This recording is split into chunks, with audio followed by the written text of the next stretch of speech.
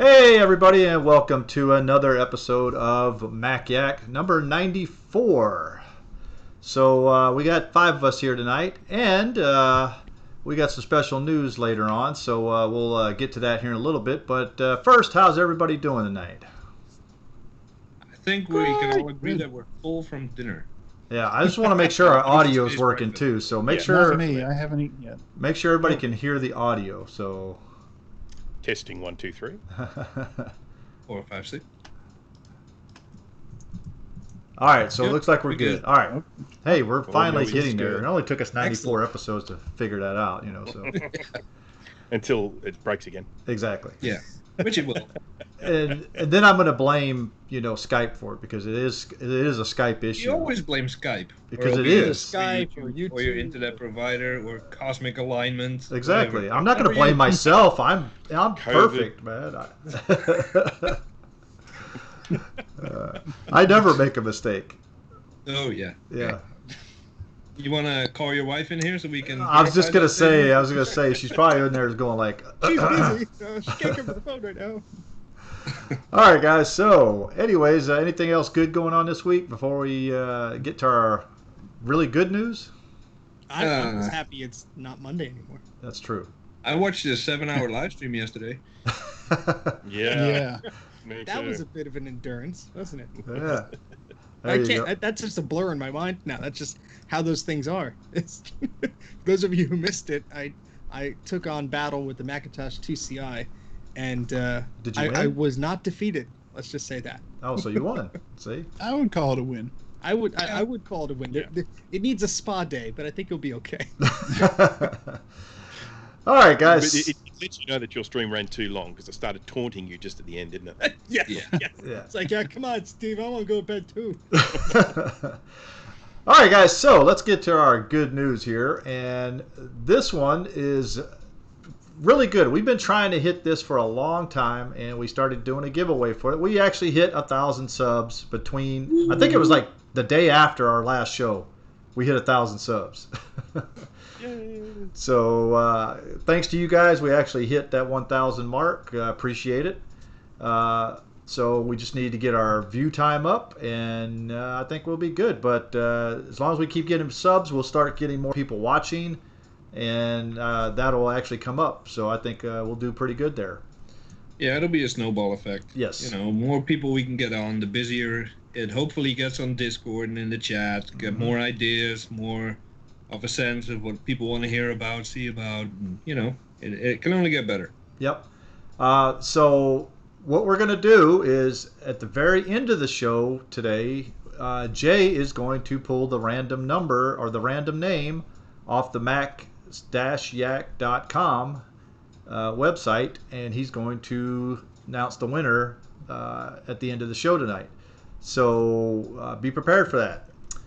So Don't hopefully, forget about those little ones when you're all famous, says the guy with a million subs. That's Yeah. what I Yeah, said. like Save those- 9,000 subs or something.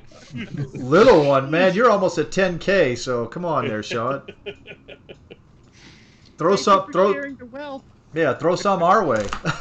I'm not complaining. Uh, We're going to start putting RGB lights in everything. yeah, I know. I think we This just is need a to. Macintosh 2. You can't see the lights, but they're in there. Trust me. We're gonna get a cursed Mac. That might help. No, I didn't run this over with my truck. It was like that when I found it. Wink. Would we lose Dana? Yeah, and actually, I think we're at 1,011 right now. Ah, there we go. See, it's still going up. Yeah. I So, hope so. Very exciting. yep. Action Retro, I want you to know what you're doing because it's like you gave the subscribe button crack. Yeah. All right, guys. So that's a good thing that we're at 1,000 subs. So we're going to keep growing. It took us a little under 2 years to get there. So next month is our 2-year anniversary. So we're going to do something special for that. So we'll hopefully see you guys on that as well. But It's so weird that it's been 2 years. Oh my oh my Right? God. Doesn't feel like it. Just remember, we started with group FaceTime, and it snowballed from there. Yeah. We're like, oh. I get dizzy just thinking about it. Yeah, I really feel I get dizzy just thinking about it. If you guys ever go watch some of our first podcasts, I think I think Steve joined us on number 7. Yeah. So go back and look at those, and you'll get dizzy just watching them. So I'll never forget the duct tape to the back of my phone on the tripod with the wireless charger just to stay through the entire episode. yeah, because that's back in the day when we did 2+ hours. So Oh my god, my phone was like beet red hot at the end of that. Plus, I was using an iMac for that as well instead of the Mac Pro back then. So we've evolved. I think we've all got better microphones. We've all got better cameras. Dana, So Look how pretty. I even got a new light bulb today. There you go. Light bulb. Jay changed his light and he's not all washed up. You can see me now. I'm not flush with the background. I put the light in the wrong direction. All right, guys. So let's go ahead and move on to our first topic of the evening. We got a bunch of topics to get through too. Can I just really quickly jump in here? Oh, I just wanted to mention because we don't have any actual news announcements tonight, but I just wanted to mention something which I saw in the Apple news, which made me laugh my head off, and that was the fact that Apple eventually released an Apple TV native app for Quibi. You know that the one that just shut down. Yeah, and then like a week or 2 weeks later, it I think it was like a day or two. Yeah. Yeah, it was like literally like oh look, Apple TV's got an app. Oh, the company's just gone broke, and I just found that very amusing. That's a classic example of one hand not knowing what the other hand is doing. Yeah, keep pushing. Right. We're doing fine. Yeah, release it. What's Quibi? That's a good question. Let's put it this way: it was so short-lived. That's the reason why you don't know what it is. Because I was wondering what the heck it was. It's some social media video dealy. Yeah, it was kind of like TikTok or Vine, except you could make like 10-minute movies or something like that. Nobody watched them. Yeah, I mean, that's because today's society can't go more than 10 seconds before they get bored. Well, let's face it. If you don't have an app that plays on your TV, maybe I'm old-fashioned, but I like watching things on a screen that's larger than 5 inches. So if you don't have something like that, no thank you. Yeah, that's true. Yeah. All right, so let's go ahead and move on to our first topic of the evening, and we're talking about GPUs. The GPU I actually use in this one is... What's a GPU? Well, GPU is a graphic processing unit, okay? Thank you. Yeah. So in case... I think everybody here should know that if they're watching this channel, hopefully. You are such a nerd. Anyways, every computer should have one of those. Either it's a discrete unit, which basically means it is not connected to the CPU or not part of the CPU, or it is a integrated, which means it is actually built into the CPU die. So you have two different types. I know that the MacBook Pro 2011's 15 inches had issues with the graphics chip. Just a smidge. Yeah, just a smidge. And nothing serious. A small amount of units were affected? I think all of them. Yeah. But anyways, we're going to talk about what did we start with and what are we using now? So who put this topic in anyways? Okay, so Jay, you started off then. All right. Well, my story is very boring. I have up until 2016 or 17, I don't remember. I have always used the stock graphics that were included with any system. Started with the G3, which had the ATI Rage Pro, 16 megabyte. It played UT, so I was cool with it. All the way up to my current Mac Pro, which I got in 2012 with a 7550, I don't know, the stock ATI card. And the only reason I upgraded that is because I needed a metal compatible card to go to High Sierra, because it was getting a little sluggish. But that's it. I always go stock. You needed metal to do High Sierra? I thought you didn't need metal for High Sierra. Well, it supported it. You didn't need it, but I was running 2 displays and stuff started getting a little slow. Oh, okay. Kind of had to. Because I thought Mojave was the one that actually required metal. I think Mojave is you have to have one. Yeah, it won't boot without it. Yeah, High Sierra was optional, but when I was scrolling through my mail, it was kind of jittery and stuff. So yeah, figured might as well upgrade now. So I think it's important to look at the GPUs like from an evolutionary point of view. I mean, if you look at sort of the very early computers where you basically had your CPU and then you might have a graphics card, and that graphics card might have some sort of acceleration to allow the screen to redraw quicker, all that sort of stuff. And then, of course, where it really changed was with 3D graphics, where all of a sudden you've got cards that have been specifically designed to process the high-speed drawing of 3D graphics, alleviate the stress on the CPU for that. So the CPU is just doing, processing stuff. The GPU is the one that's actually drawing all those 3D graphics on the screen with a CPU specifically designed to do it. And that, to me, that was the starting point where GPUs started to become like their own separate processor on a computer with their own separate purpose. And then, of course, it's ballooned from there to sort of to GPUs doing all sorts of things now. Yeah, I mean, just thinking of and when GT was saying discrete and this and that. I mean, if you have a GPU that is on board, it has to get memory from somewhere, and most of them will take memory from your system. So even going back to like the Macintosh 2 CI, it's going to get video memory. If it's not on the board, it's going to take it from your RAM, and a lot of the Intel based stuff that's in there, whether it's on a Mac Mini or a MacBook, it takes the memory from your available RAM. So it's maybe only taking, like the earlier models are only taking 128 megs, 256 megabytes. It's not a big dip, but if you don't have a lot of memory available, having a dedicated GPU with all the bells and whistles that a nice GPU has versus a smaller little discrete chip that may be more business or productivity minded, is going to probably help you out a bunch. Yeah. Well, I mean, and also now the graphic cards today, because I mean, now you have NVIDIA that just dropped their 3080s and 3090s, okay, which they can't keep in stock right now because people are grabbing them up so quick and then reselling them on eBay for ridiculous amounts of money. But I love our economy. Yeah.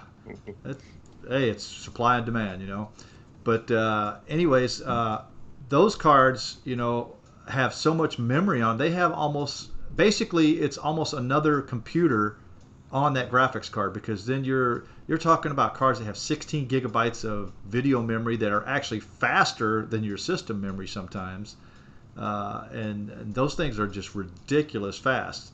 Then you have the Apple, in the Mac Pro, they have the one with the dual GPU, the two processors on the one card. That's ridiculous.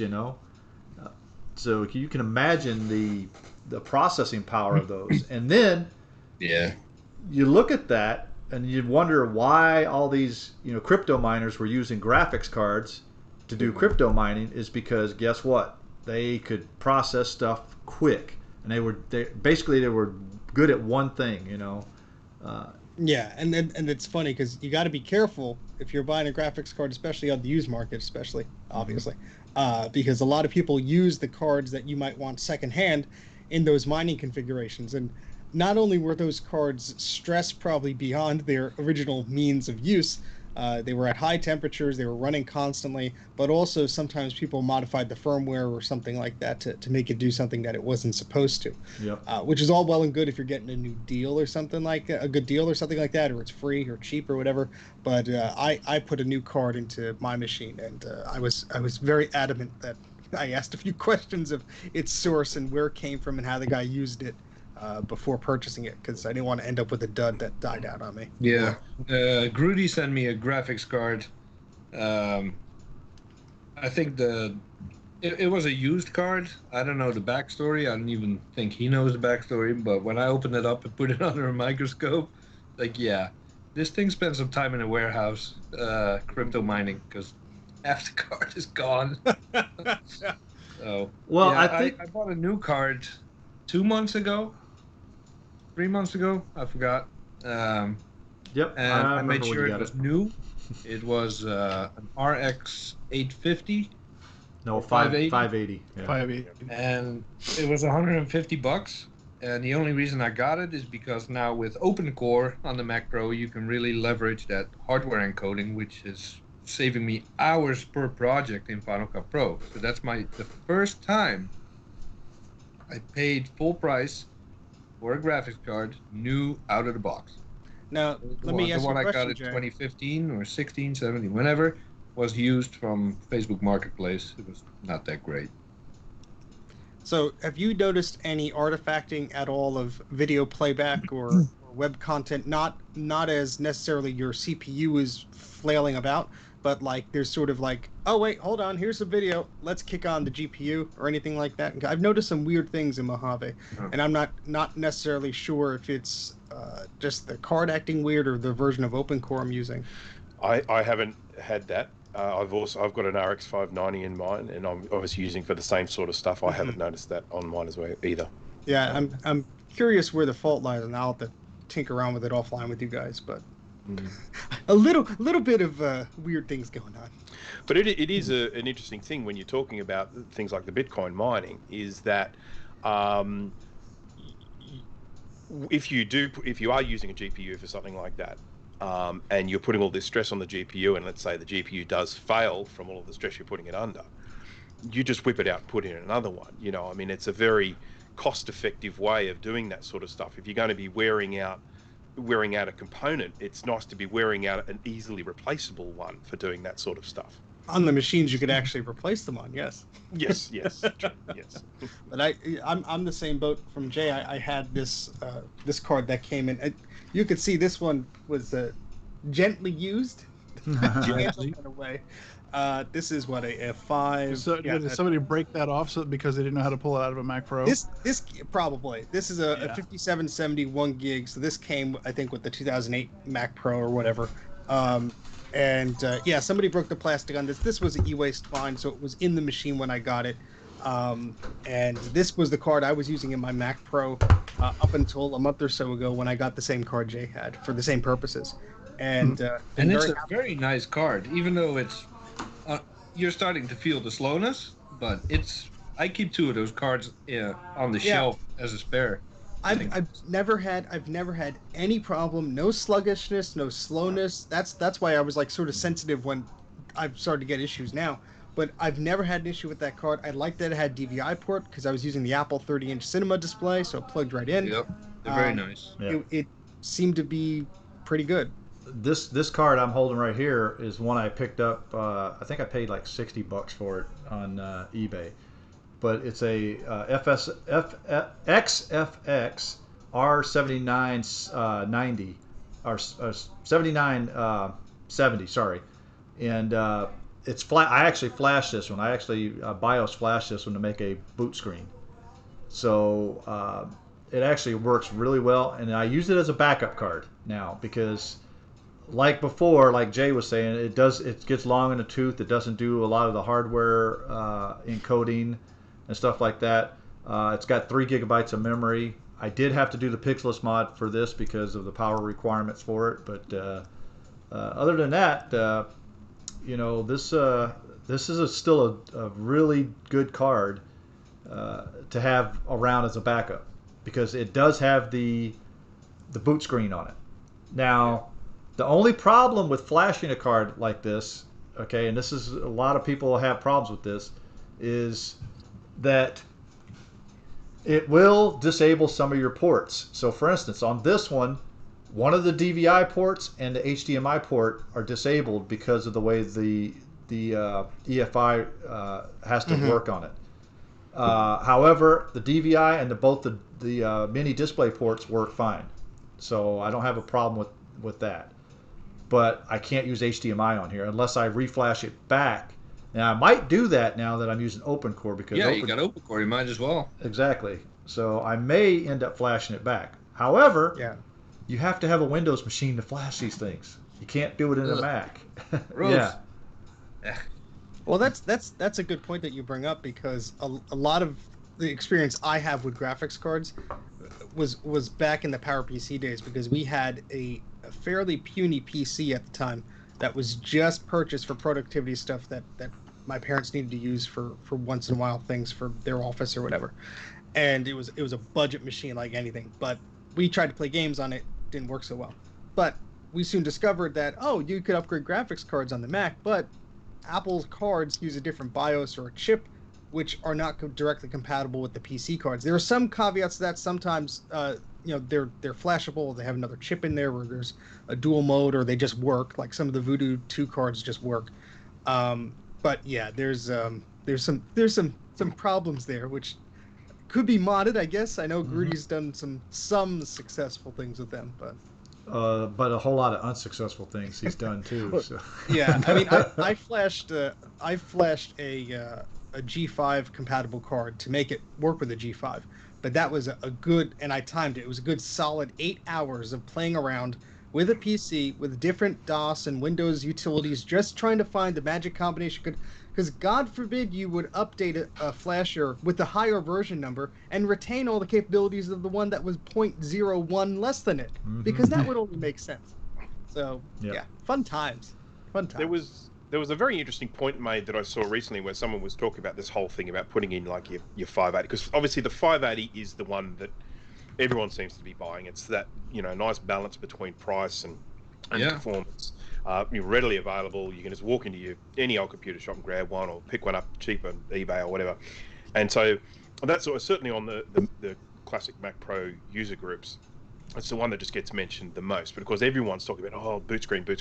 Now you guys have obviously talked about you can flash the card, and of course you can start using OpenCore. You got those two options there if you want to get your boot screen back. But there was another point made by someone that I saw quite recently, and that was, do you need a boot screen? And the point they were making is that, okay, well, what do you have a boot screen for? So you can load up and you can select your recovery partition, or you can select a USB boot or something like that.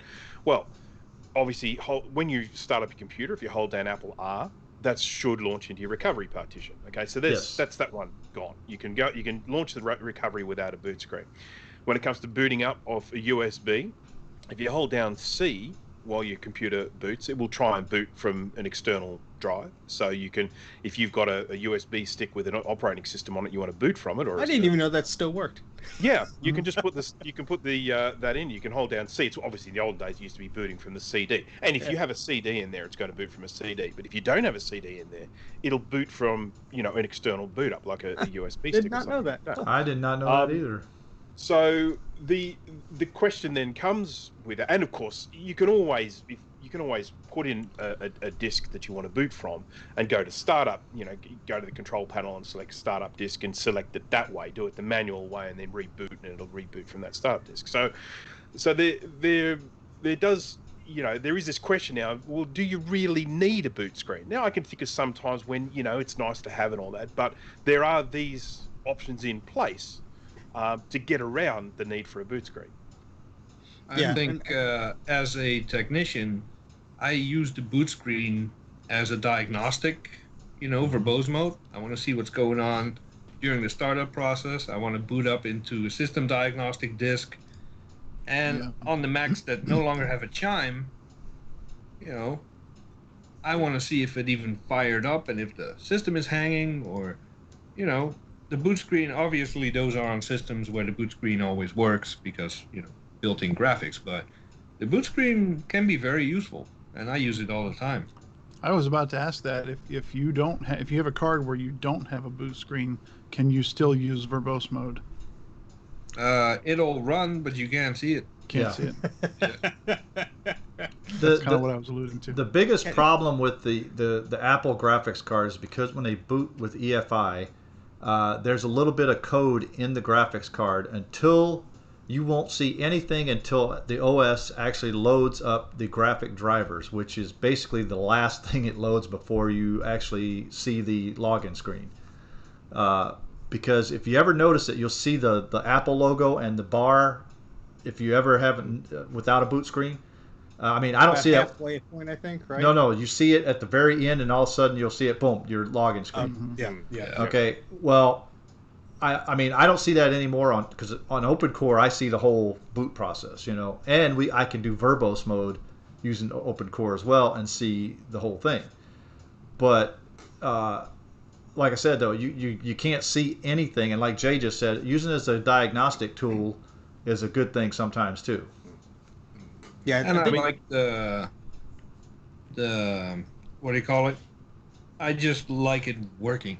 Like I have a Mac. I've had the boot screen for what are we at now? 22 years.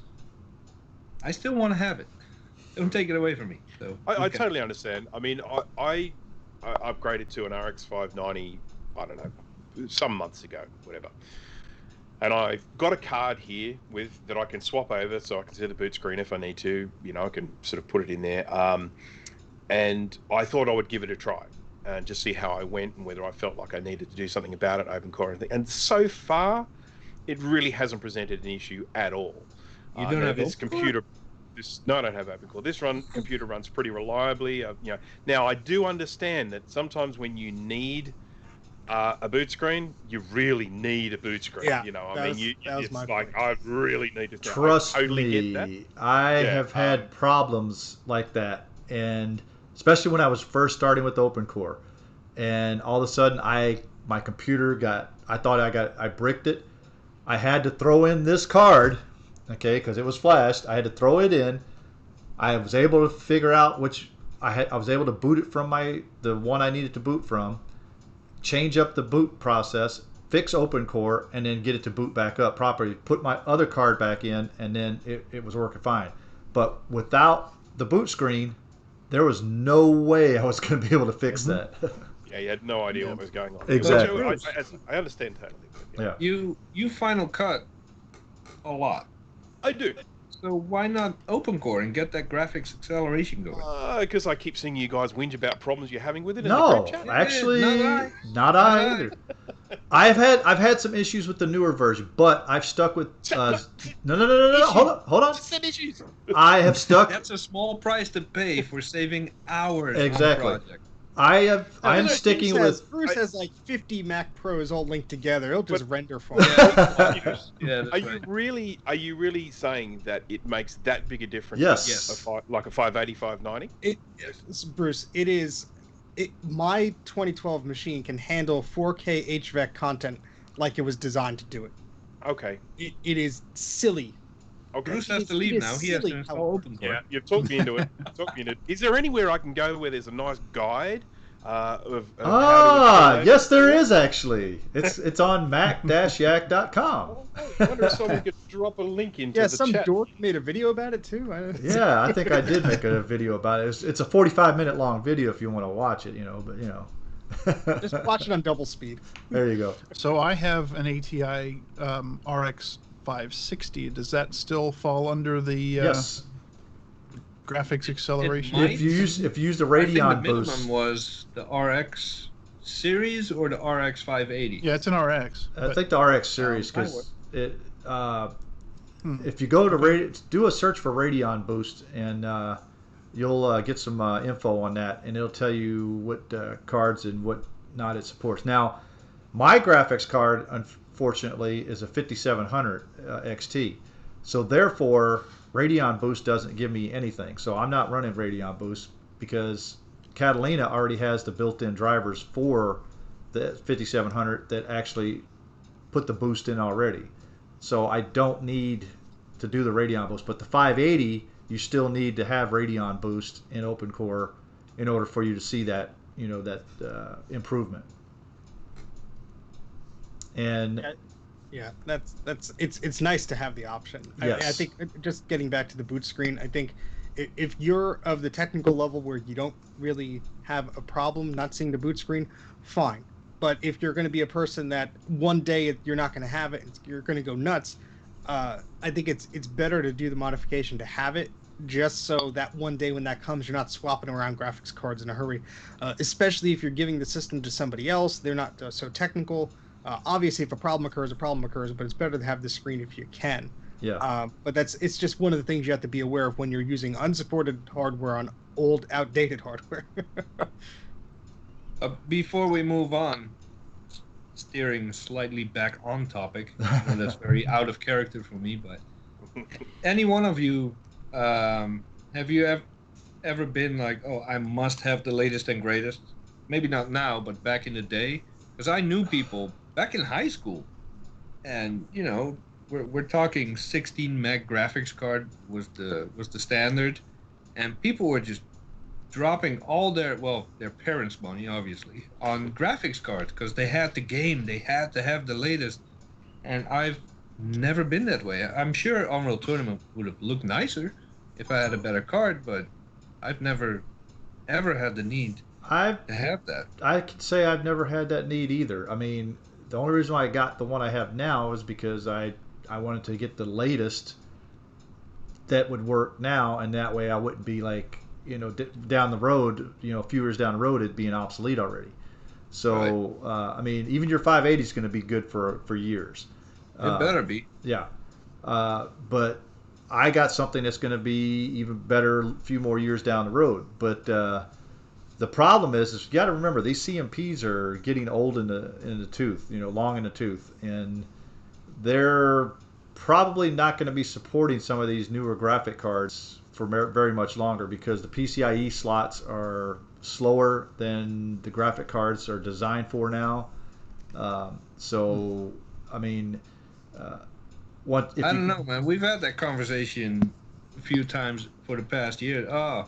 Mac Pros are getting a little old, and bam, you got open core, and man, the interface is getting a little slow. Blam, you got the Titan Ridge support for the Thunderbolt. So who knows? Oh, I understand it. They're still coming up with modifications to prolong the life of it, but we're going to hit a brick wall one of these days, and it's going to be to the point where, especially if Mac OS actually stops supporting the processors that we have in here, and they start going to strictly ARM, that's where that brick wall is going to be, because we're no longer going to be able to. We can keep using our old operating systems. Yeah, until they stop updating it. So, I mean, I think the transfer rate, if I'm looking at this chart correctly, is like 16x is like the maximum transfer rate on a 16x PCI Express card slot. It's like 31.5 gigabits per second or gigabytes per second or something like that. Isn't that the same slot that's in this Mac Pro? Yeah, it is. However, remember, we're on PCIe version 2 in the Mac Pros. They're already on PCIe version 4. That's still 8 gigabytes per second. That's or whatever. I'm talking about the newer versions of the PCIe protocol. I understand, but there's always backwards compatibility to a degree. I understand that too. But what happens when they start making cards that are not backwards compatible? I know. Well, that's when we're all SOL. Well, that won't function to their best without, sort of, unless they're on that latest. Yeah, I'll get out a Nubus card and shove it in there. Yeah. All right, guys. So we just incidentally, I happened to Google Open Core Radeon Boost, and our article is the first listed link on Google. Nice.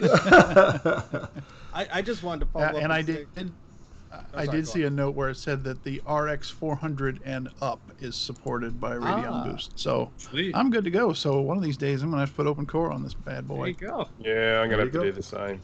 The Final Cut Pro does use the graphics card, and and interestingly enough, the very first time I got the card and I started using Final Cut Pro, it was just using so much of the graphics card, and I was thinking, this is fantastic. There were some recent updates, and I've found lately that the GPU is not getting worked as hard. I don't know why that is the case, what's happened, but so. They want you to buy a new Mac.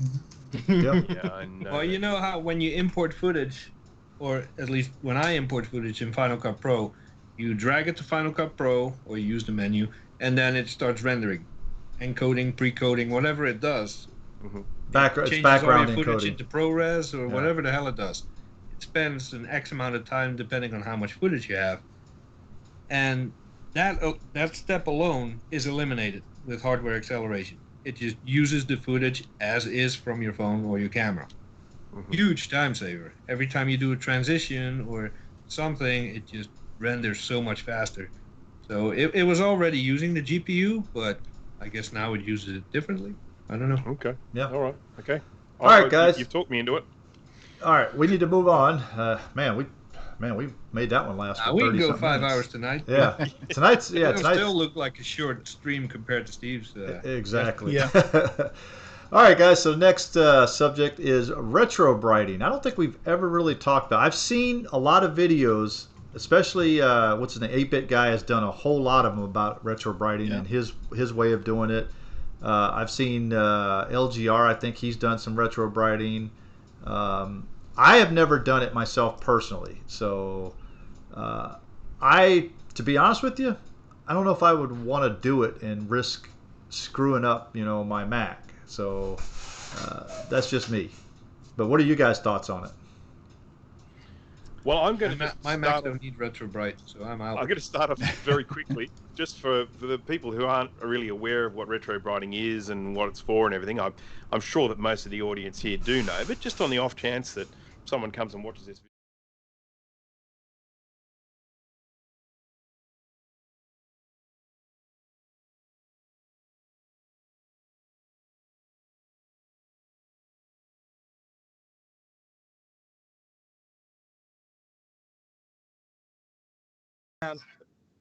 Oh, no.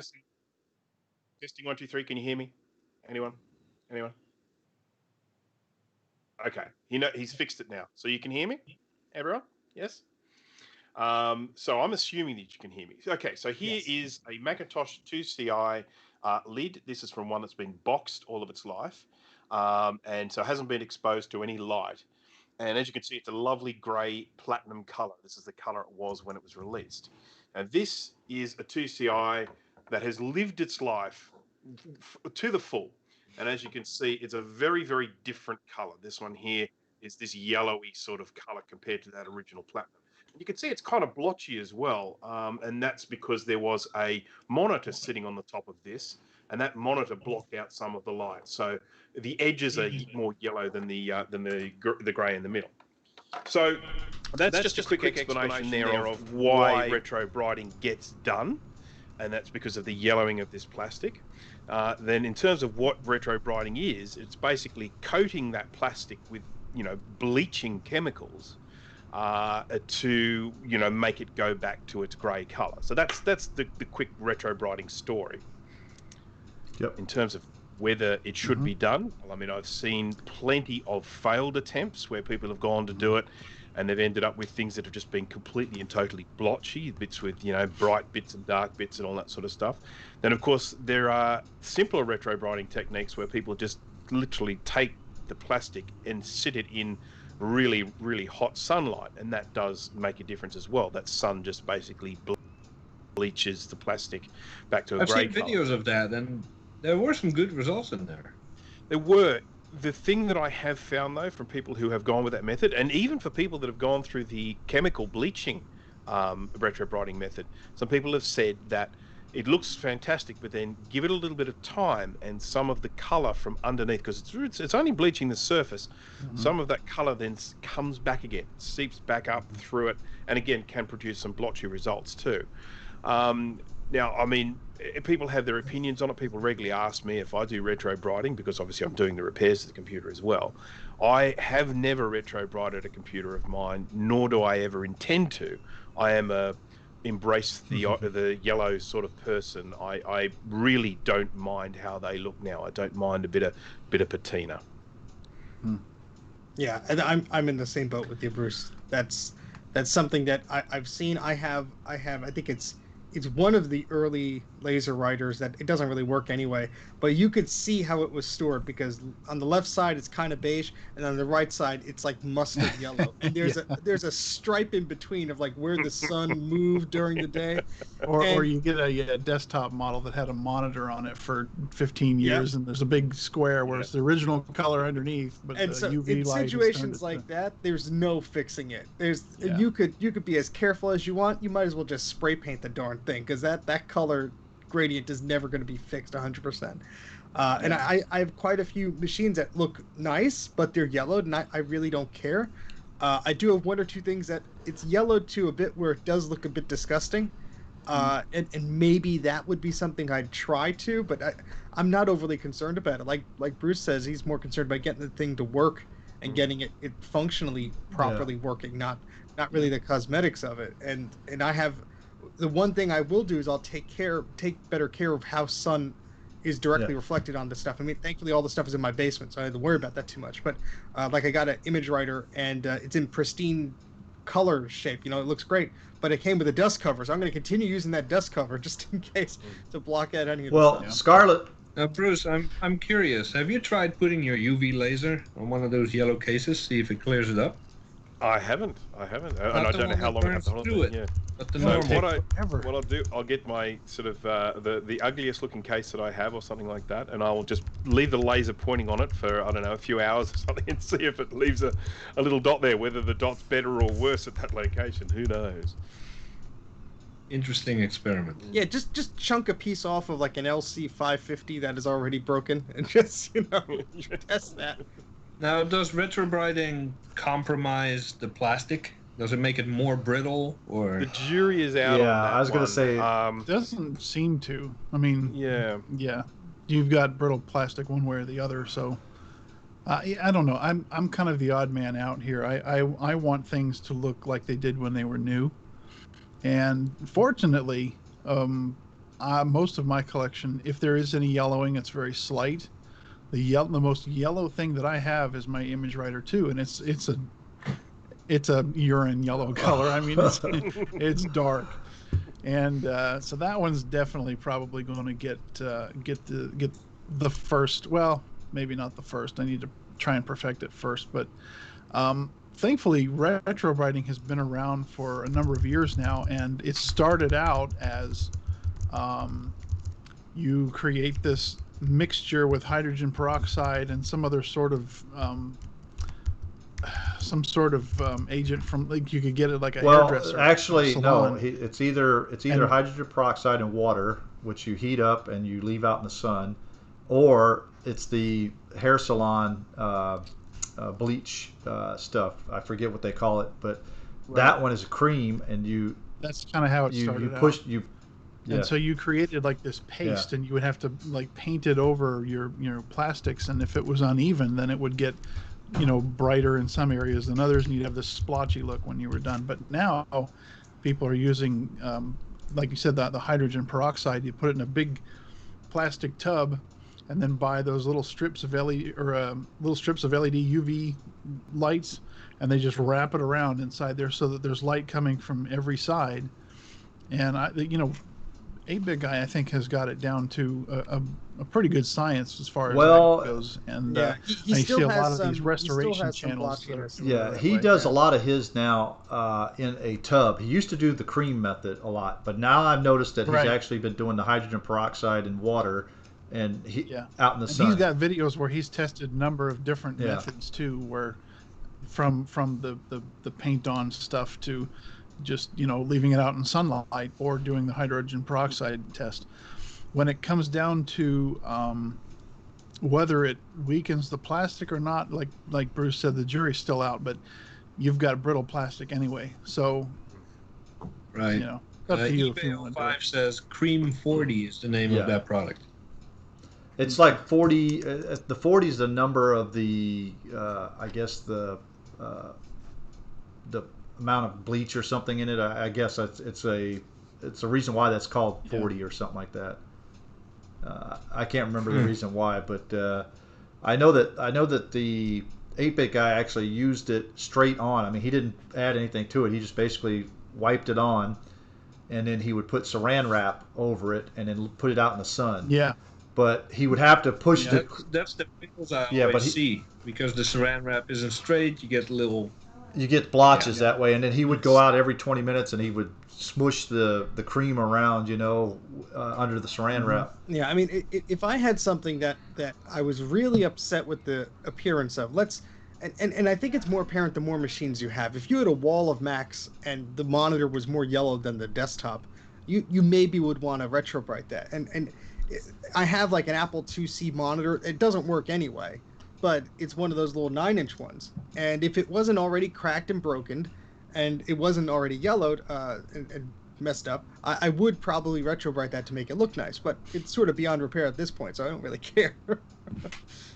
But yeah, I mean, it would be great to have everything looking its original color. I just don't know if it's worth the risk involved for me. Well, personally, right now, I was looking at all my collection. Everything I own is either aluminum or white.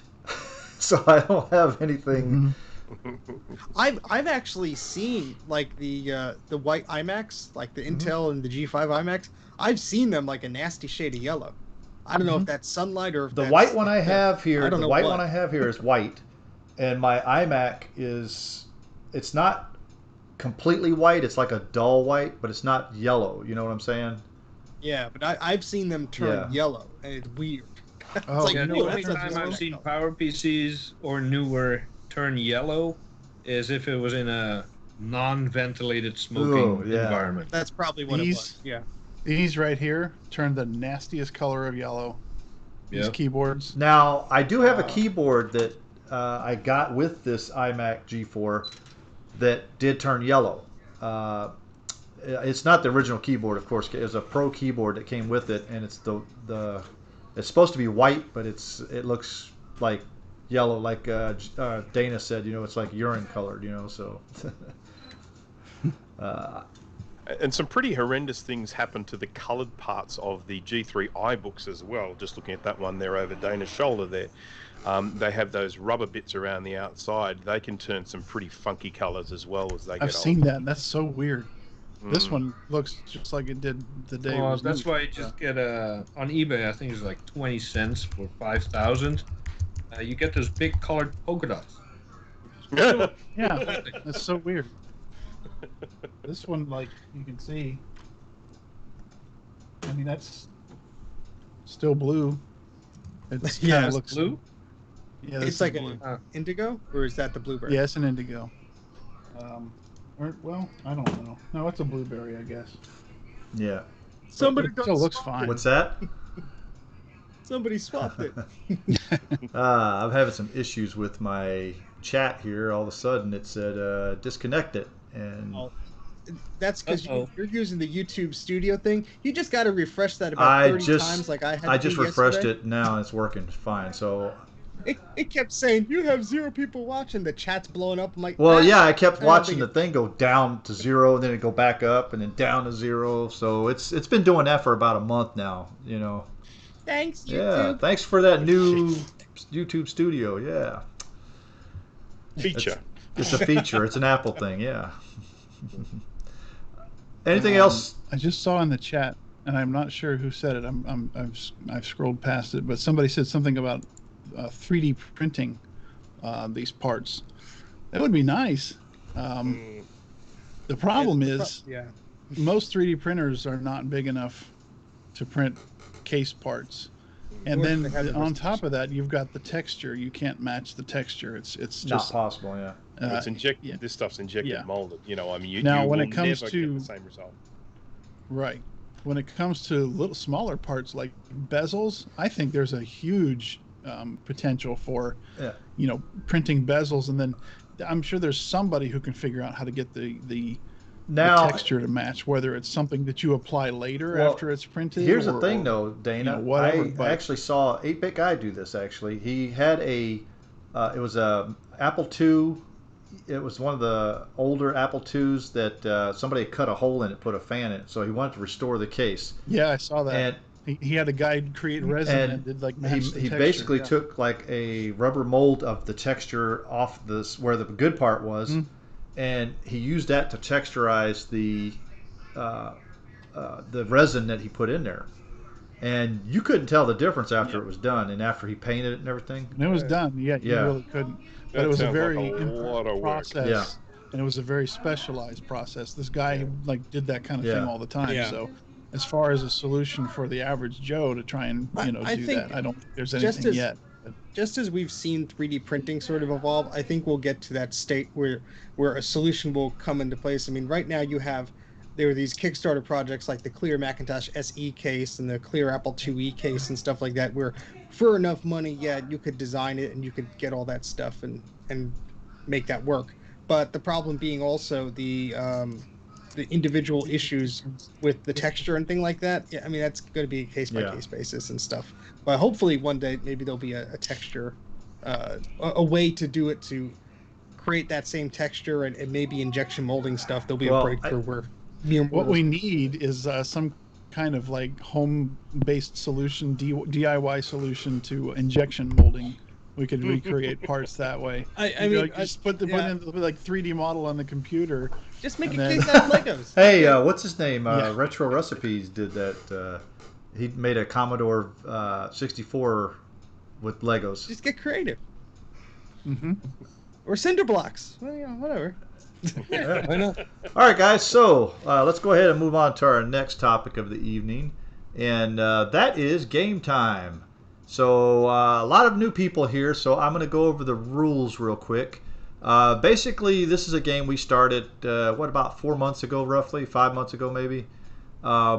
It's basically like, have you ever, and then we have two different words. Eep if you have. Go ahead, Steve. There we go. Eep? Or quack. Or quack right. if you haven't. There Quack. you go.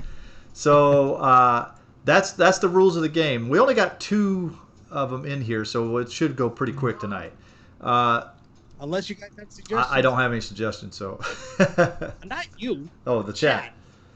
I keep getting disconnected from, so I got to use my other monitor computer to actually see the chat. So. I'm watching. Anyways, guys, so remember, type EEP, EEP, or quack, QUACK, if you haven't, or EEP if you have. So the first one is, have you ever physically modified a computer for upgrades or aesthetics? Eep. Probably. I think Eep probably, but at a small level. If Eep. it's a Mac, I would say quack, but if it was a PC, Actually, Eep. Yeah, I have actually. Yeah. I put. Well, it didn't change the shape; it changed the appearance. I put clear side panels on the G4. That sounds like an EEP. Panel off and That sanded sounds it like an down and polished it and all that. And I had a clear side panel for my Mac Pro, but it was kind of hideous. That sounds like an EEP. Mm-hmm. And I think I did EEP. I EEPed. I think in a Mac Pro some time ago, I dremeled a hole in the back for an additional USB port or something. I don't know. Yeah. You dremeled through that And aluminum? John, no, RGBing all the things does not count.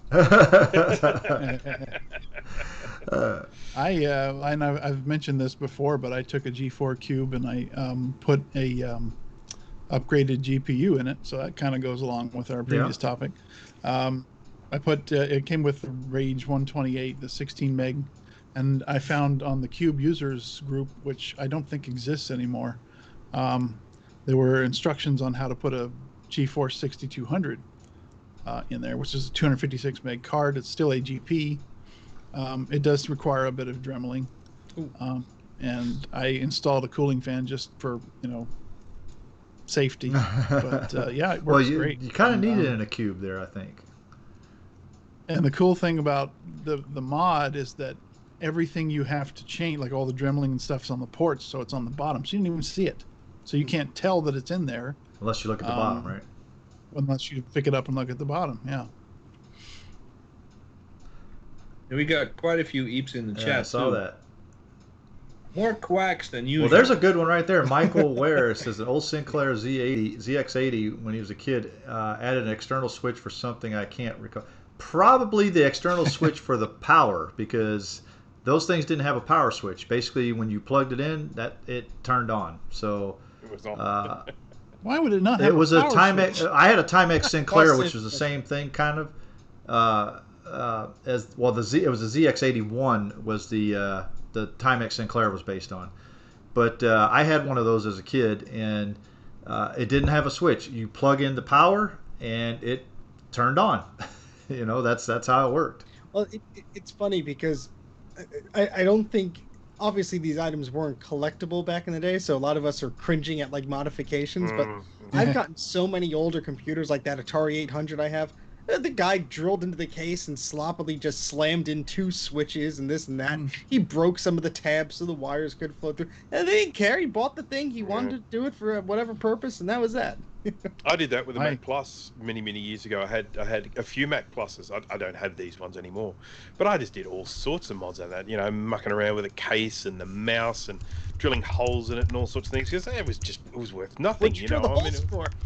Well, I drilled some holes the side for speaker.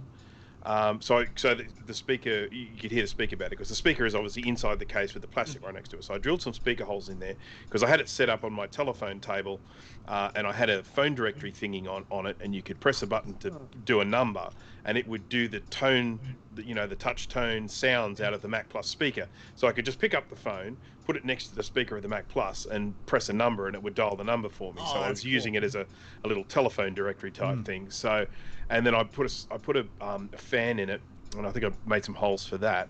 And then I had this really cool idea of getting a Mac Plus mouse, and you know how you have the upright mouses that you have of today. I merged two Mac Plus mouses together to turn it into an upright mouse. Absolute travesty of a thing. I mean, it was just terrible. How much duct tape was involved? No tape. It was all neat and tidy. It was all glued and screwed. And I mean, it was all. But wow, I mean, dude, if you're not using duct tape, you're not doing it right. Sorry. But look, here's a really interesting thing, and because this is something that we do bring up quite a bit on the show, and that is that we look at all these people making modifications to computers, vintage computers, whatever, and stuff like that, and we all go, oh, why did you do that? But we have to remember, at the end of the day, it's theirs. These are things that they own. If people want to tear holes in them, exactly. It's theirs. We can't really stop them. They own it. We could be disgusted, but that's not. Yeah, that's right. But I mean, they've got every right to do whatever they want with their own stuff, really, at the end of the day. Well, your story reminds me of two more physical modifications I did. As some of you may know, I love the G3 blue and white. It was my first Mac, and it always treated me good. But then I got a G4, early 2000s. Some company was getting rid of them. I got one for a steal. And the first thing I do when I get a new computer, whether it's new or old, I tear it apart, because that's what you do. That's what I do. And I noticed that in the when you're looking into the Mac, you have that big fan sitting right there in the middle, in the G3 and G4 series. The G4 had holes in the side case, so it could suck up fresh air and blow it at the processor. The G3 did not have that. So I thought, ooh, that is a nice way for me to make my G3 run cooler. So I drilled holes behind the main fan in the side case. The plastic was still over it, so it didn't harm the plastic, but because it was translucent, you could see the holes behind it. It looked kind of stupid, but it worked. It was a really good addition for them to do in the G4 that worked in the G3 as well. And in 2017, I think it was, I bought a stack of bottom cases for the 2012 MacBook Pro. I think I got 15 for like $5, and I was going to experiment with drilling holes in different places to see which would benefit the circulation of air inside the laptop. In the end, they all sucked equally to not having any holes, but I did that too. It's fun drilling holes. All right, guys, so next question for the game around. And I think Ken's going to like this one, because this one kind of fits his shirt that he always wears there. It's actually, this one's from Sean, inspired by Craig's topic suggestion. Have you ever used more than one adapter to connect something to your computer? Eep. As the funny thing is, though, not until recently. Back in the day, I had plenty of ports. I didn't need all those adapters, but you now, need them. when I get some computers with only 1 or 2 USB-C ports, I have to put an adapter so I can charge and hook up a USB drive at the same time, and another adapter to external display. Yep. So as Ken just says, conversion technology, because I mean, you have to do that, especially with older technology to newer technology. for instance, one of the main ones I use on my MacBook back here is it's a USB to serial port adapter. Because none of the newer Macs have a serial port on. Neither the PCs don't either. So you still need it on a PC as well. But so I have that. But then I have a cable going into it to convert it to the stuff I need for my radio. So it's like we just said, a bunch of. I think I slightly have you beat there, GT, but with the same idea. So to get my Apple II to talk to the serial adapter on my modern computer, there's like 3 different cables. There's 2 gender changers in there just to swap the pins from being pins to holes, and it's like this convoluted thing. And when Mike was over, we were messing around with the Apple IIs, and I'm like, "Oh yeah, I have this cable," and he's like, "Are you sure that's gonna work?" There's like 15 different adapters hanging off the damn thing. I had it one time where I actually had to use a null modem and something. This was back in the day when I needed a null modem, and I had it going from a 9-pin to a 32-pin serial port to another 32-pin serial port, but yet the null modem I had was a 9-pin. So I had to use an adapter. It goes from 32-pin to 9-pin. Then I had to put a gender bender in it for the null modem, another gender bender, then another 9-pin to 32-pin with the cable in between there somewhere, to make it so it would fit. But yeah, about like I think 6 different connectors just to make this work. So yeah. Yeah, it's a lot of fun. Well, remember, yeah, that's what I have. I have a key span. I have one. Yep. These are one of the only adapters I know of that have retained their new value. They haven't gone up that much, but they haven't dipped a single cent in value. There's one that's $10, brand new in the packaging, and it's like I would have to pay more in tolls on roads to get to it than it's worth. And I asked them to ship it, they're like, nah. And I'm like, I'll pay the shipping. I just want this stupid thing in the box. Like, yeah. So I'm about to link an image of one, and this is one that I've had to use in the past. I'm putting it in the chat right now. Uh-oh. So what this is, and I mentioned this earlier when we were thinking about this one. So what you have there is right at the top where it says 6100. That was the video adapter for the PowerMac 6100. So it went from their weird, stupid, whatever HDI 45. Yeah. To a regular DB15.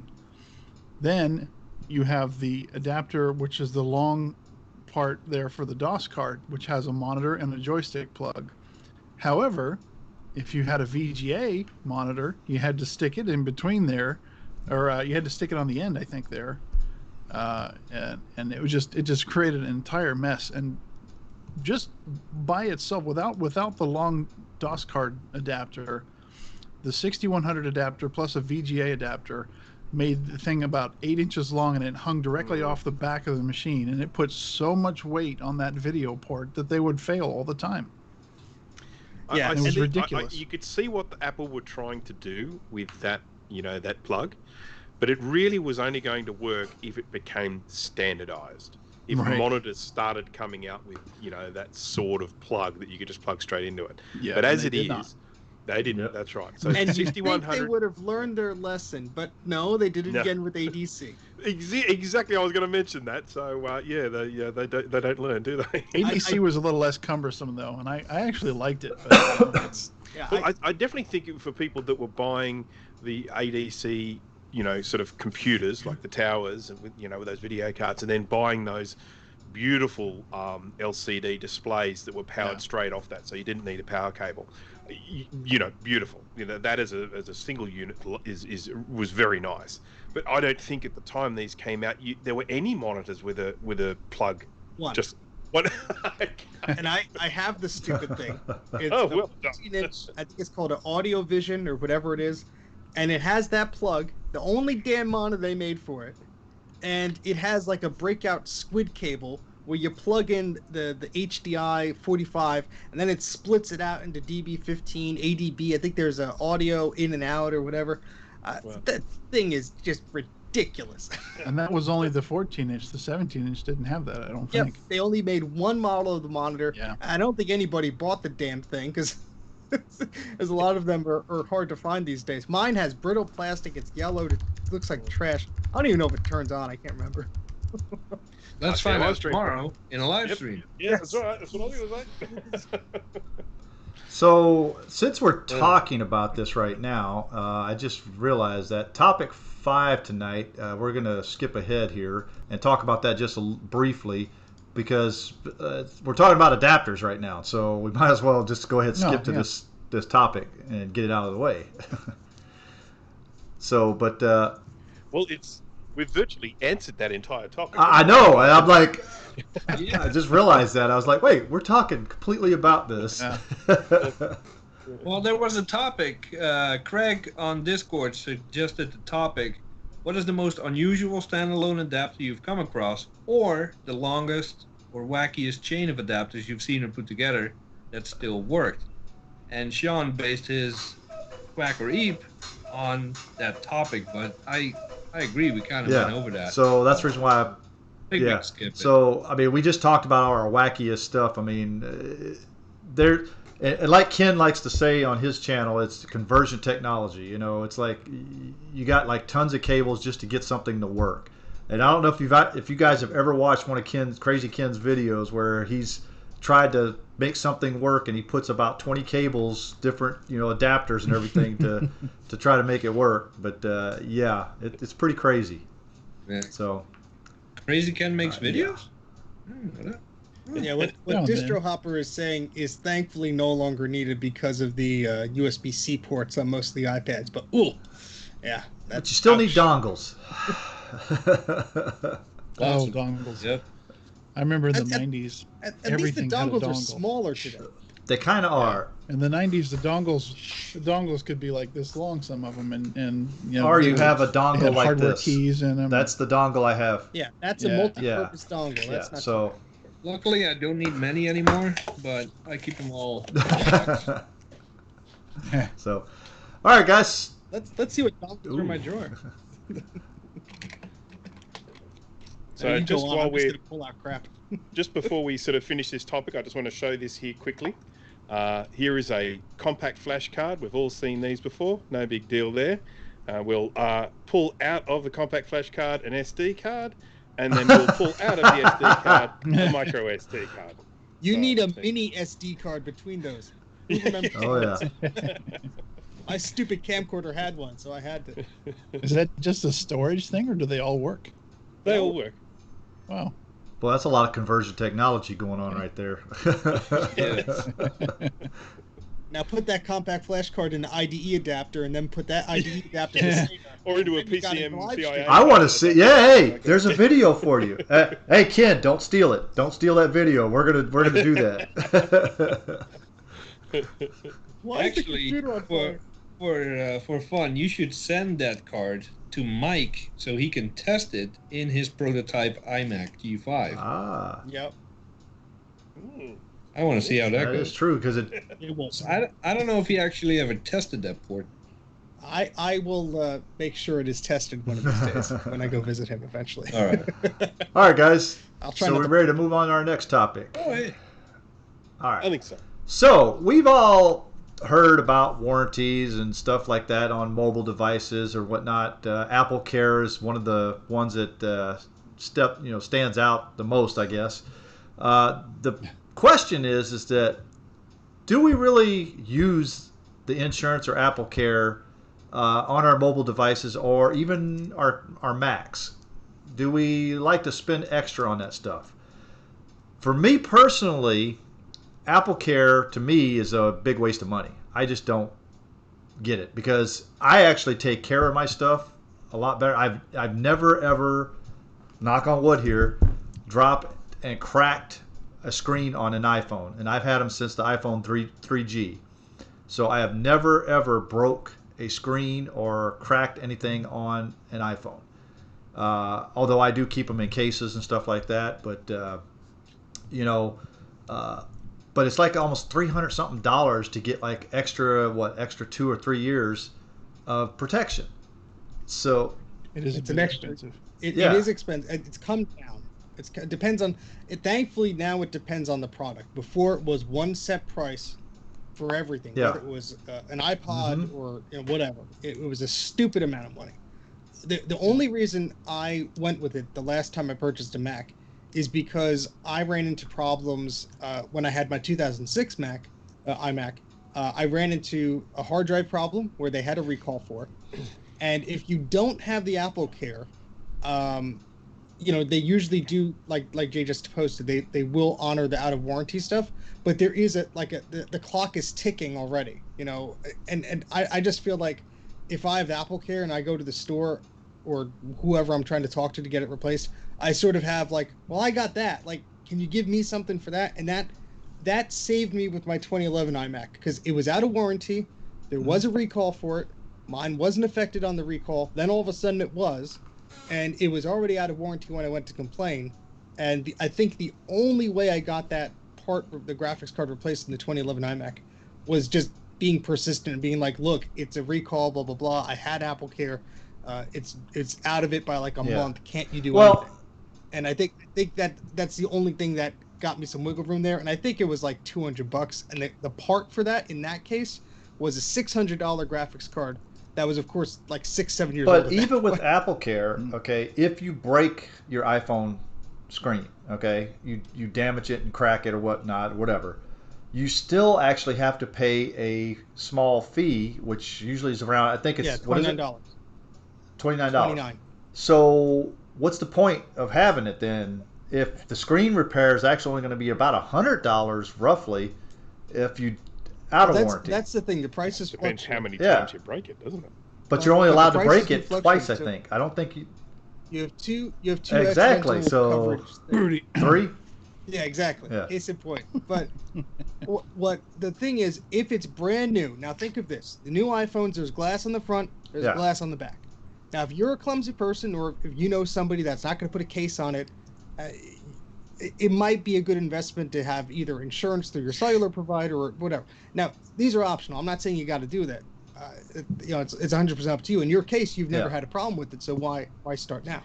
There is also the other thing that when it comes to the repair stores repairing them, when the phones are like the brand new ones, they often don't have the parts straight away. Certainly that's the case out here. I mean, it takes a little while before those parts just start becoming available for the third-party repair places. So if you are someone that is likely to drop that phone, fresh out of the box or something like that, I would imagine that being able to get it fixed for $29 would be a definite advantage. Yeah, and I think that, it really depends on who you are and what you use the device for. I got my mom's old iPhone here that had a cracked screen on it. It wasn't mine, but it was either dropped or one of the kids had it or whatever, and the screen was cracked. And it was still within Apple Care, so it was like $30 to get the screen replaced. And it was a noticeable crack. It was on the corner, so the device was dropped.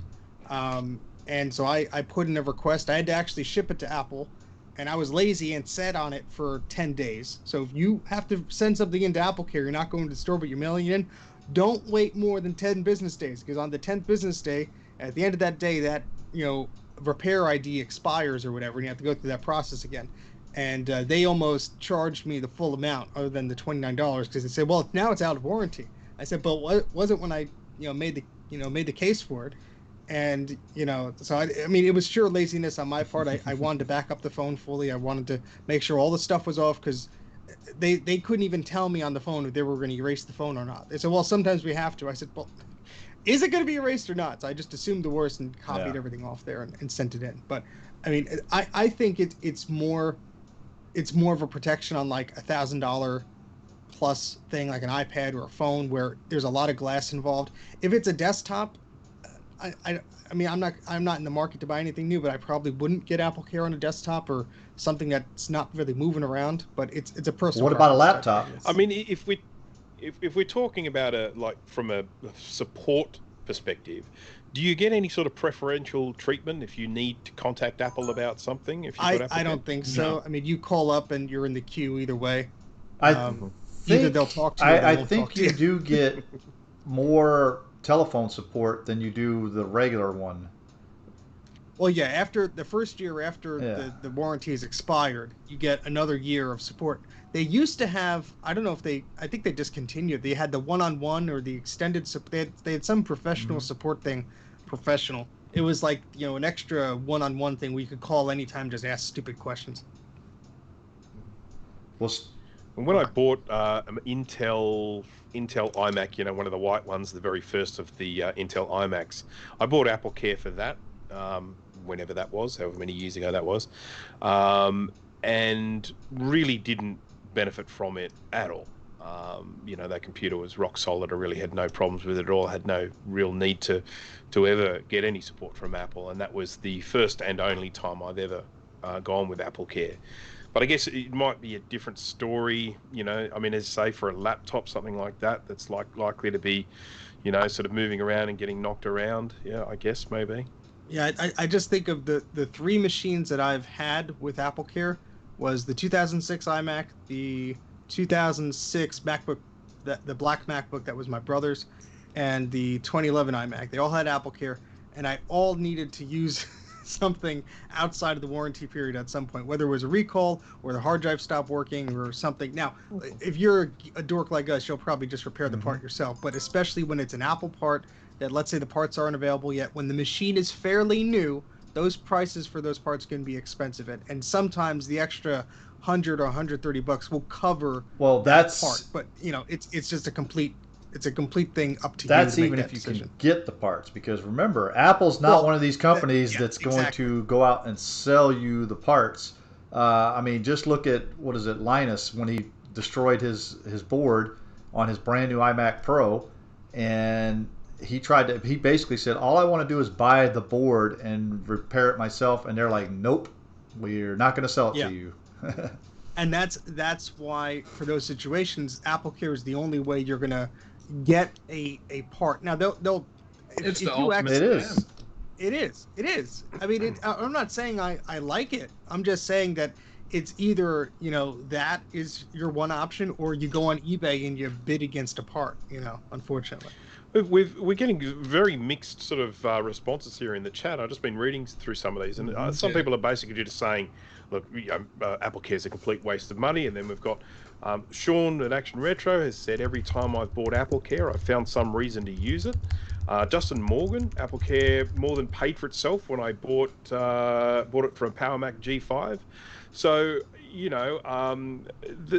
there are obviously people in both camps. Some people are saying, yeah, look, grab the AppleCare. There's value in it, and other people who think otherwise.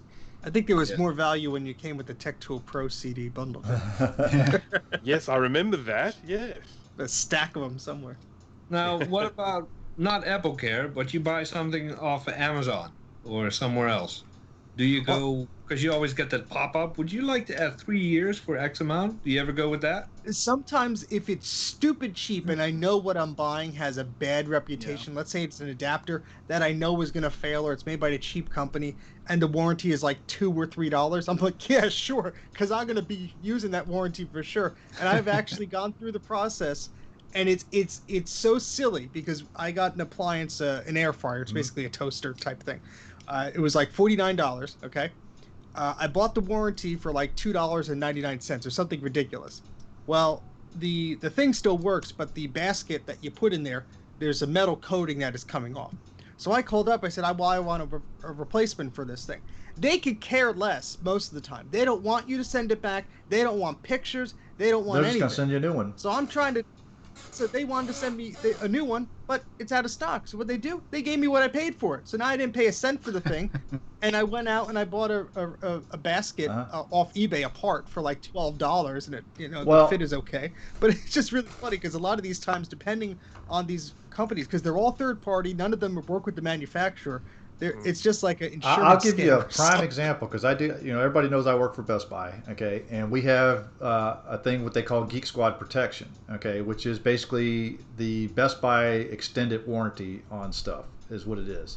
So a lot of times it's either 2, 3, maybe sometimes even 5 years, depending on what the product is. Okay, for instance, my TVs I have in there, I actually have bought Geek Squad Protection on those for 5 years. Because here's the thing about it. if anything happens to those TVs, and I'm talking about dropping it, whatever happens to those TVs in that 5 years, I go bring it back because I have the Geek Squad. I paid for the Geek Squad protection. I get a new one. If they don't have it, like Steve said, that then they'll either pay me the money or give me something that's equal value, that is kind of about the same as it is, and it could be an updated product as well. This mouse right here, okay, cost me, I think it was $149, to buy it. I got the Geek Squad protection on it for 3 years, so at the end of 3 years, if I break it or whatever, I could throw it against the wall. I go and get a new one, So, aren't you an honest person? I'm just saying. Well, that's how it works. I mean, it's. I was throw against wall, not covered. But a lot of times, what these companies are doing is they want to sell you that service because a lot of people don't ever use it. So they're basically it's like they're gambling on whether the consumer is not going to use it or not, and so they're just like they're going to make they're going to make more money off of selling those services than the actual product, the profit they get off the selling the product. So, totally. But yeah. And how much? And you how can much tell was... that by the way they push it. The way they're constantly pushing that, sort of that extended warranties in the stores. You know that it's because they're benefiting from it. Because as you say, I mean, obviously only a very small percentage of people will actually utilize it. I mean, after a year or two, you're probably even forgetting that the thing's under warranty. It breaks, you go, it's broken, got a couple of years out of it, so be it, without even realizing you have an extended warranty on the thing. You can but for people like us, we'll remember that. How much was the warranty on your TV? I can't go into that because I get a huge discount because I work for Best Buy. Well, roughly the percentage of the cost of if it was, let's say it was $1,000 TV, was the protection plan if it's $1,000 TV, the protection plan for a regular Best Buy customer is about probably $200, $250. Okay. So for me, it'd be a lot less. So, but yeah. The other thing that I had success on with one of those protection things was this thing for an automobile. It was an adapter. It got terrible reviews everywhere, but I bought it at Walmart. They sold me a protection plan for $2. The thing broke like 3 months later. The manufacturer wanted nothing to do with me. I walked in, they gave me a new one. I'm going to tell you what, the protection plans that these stores sell you it actually is a pretty good thing. Because they actually, I know at Best Buy there, we actually, if somebody brings something in that's jacked up, I mean, I've seen people bring in like headphones that are just mangled. Okay. And what did your dog we don't ask questions. We just say, okay, go grab another one and bring it up here, and we do the swap out. Now, here's the thing though. A lot of people don't understand this, that once you actually do use the protection, it's done. Okay, so for instance, let's say you bought 2-year or 3-year protection and it broke within 6 months. Okay, and you bring it back and you get a replacement for it. Well, guess what? You have to buy a new protection plan to cover that, because if you don't, then the old protection plan is not going to cover it because you already used it for that purpose. That is horse drop. No, that's welcome to America, Bruce. But that's the whole thing of it, is it's there. It's like buying insurance. It's like insurance on a car. Okay, you have it, you're paying for it every month, but when you need to use it, that's when it's there. So back in the day when I did get AppleCare, we're talking a long time ago, I always waited until the first year was up, because you had the option to hold off, and as long as you were in the first year warranty, that's true, yeah, you get AppleCare. And I would always hold off, and maybe I want to sell it now, get something else, or I've had so many problems in warranty that I know I'm going to need it outside of warranty. But plenty of times where I thought, this thing has been perfect for a year, I'm not going to get AppleCare now. Yeah, I remember when Apple would call you and ask you if you wanted to buy AppleCare. They called my dad about his G4 tower, and his response was, "No, I can fix this thing myself. I'm good, thanks." Yeah. But I've never bought it myself. Yeah, sorry. No, go. Yeah, I've never bought it myself, but when I worked, when I first got into the job market or whatever,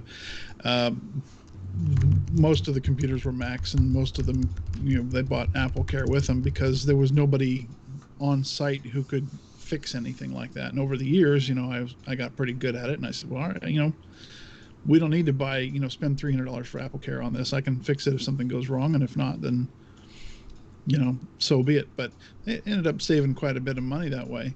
But as far as myself and everything that I've bought personally, no, I don't get it.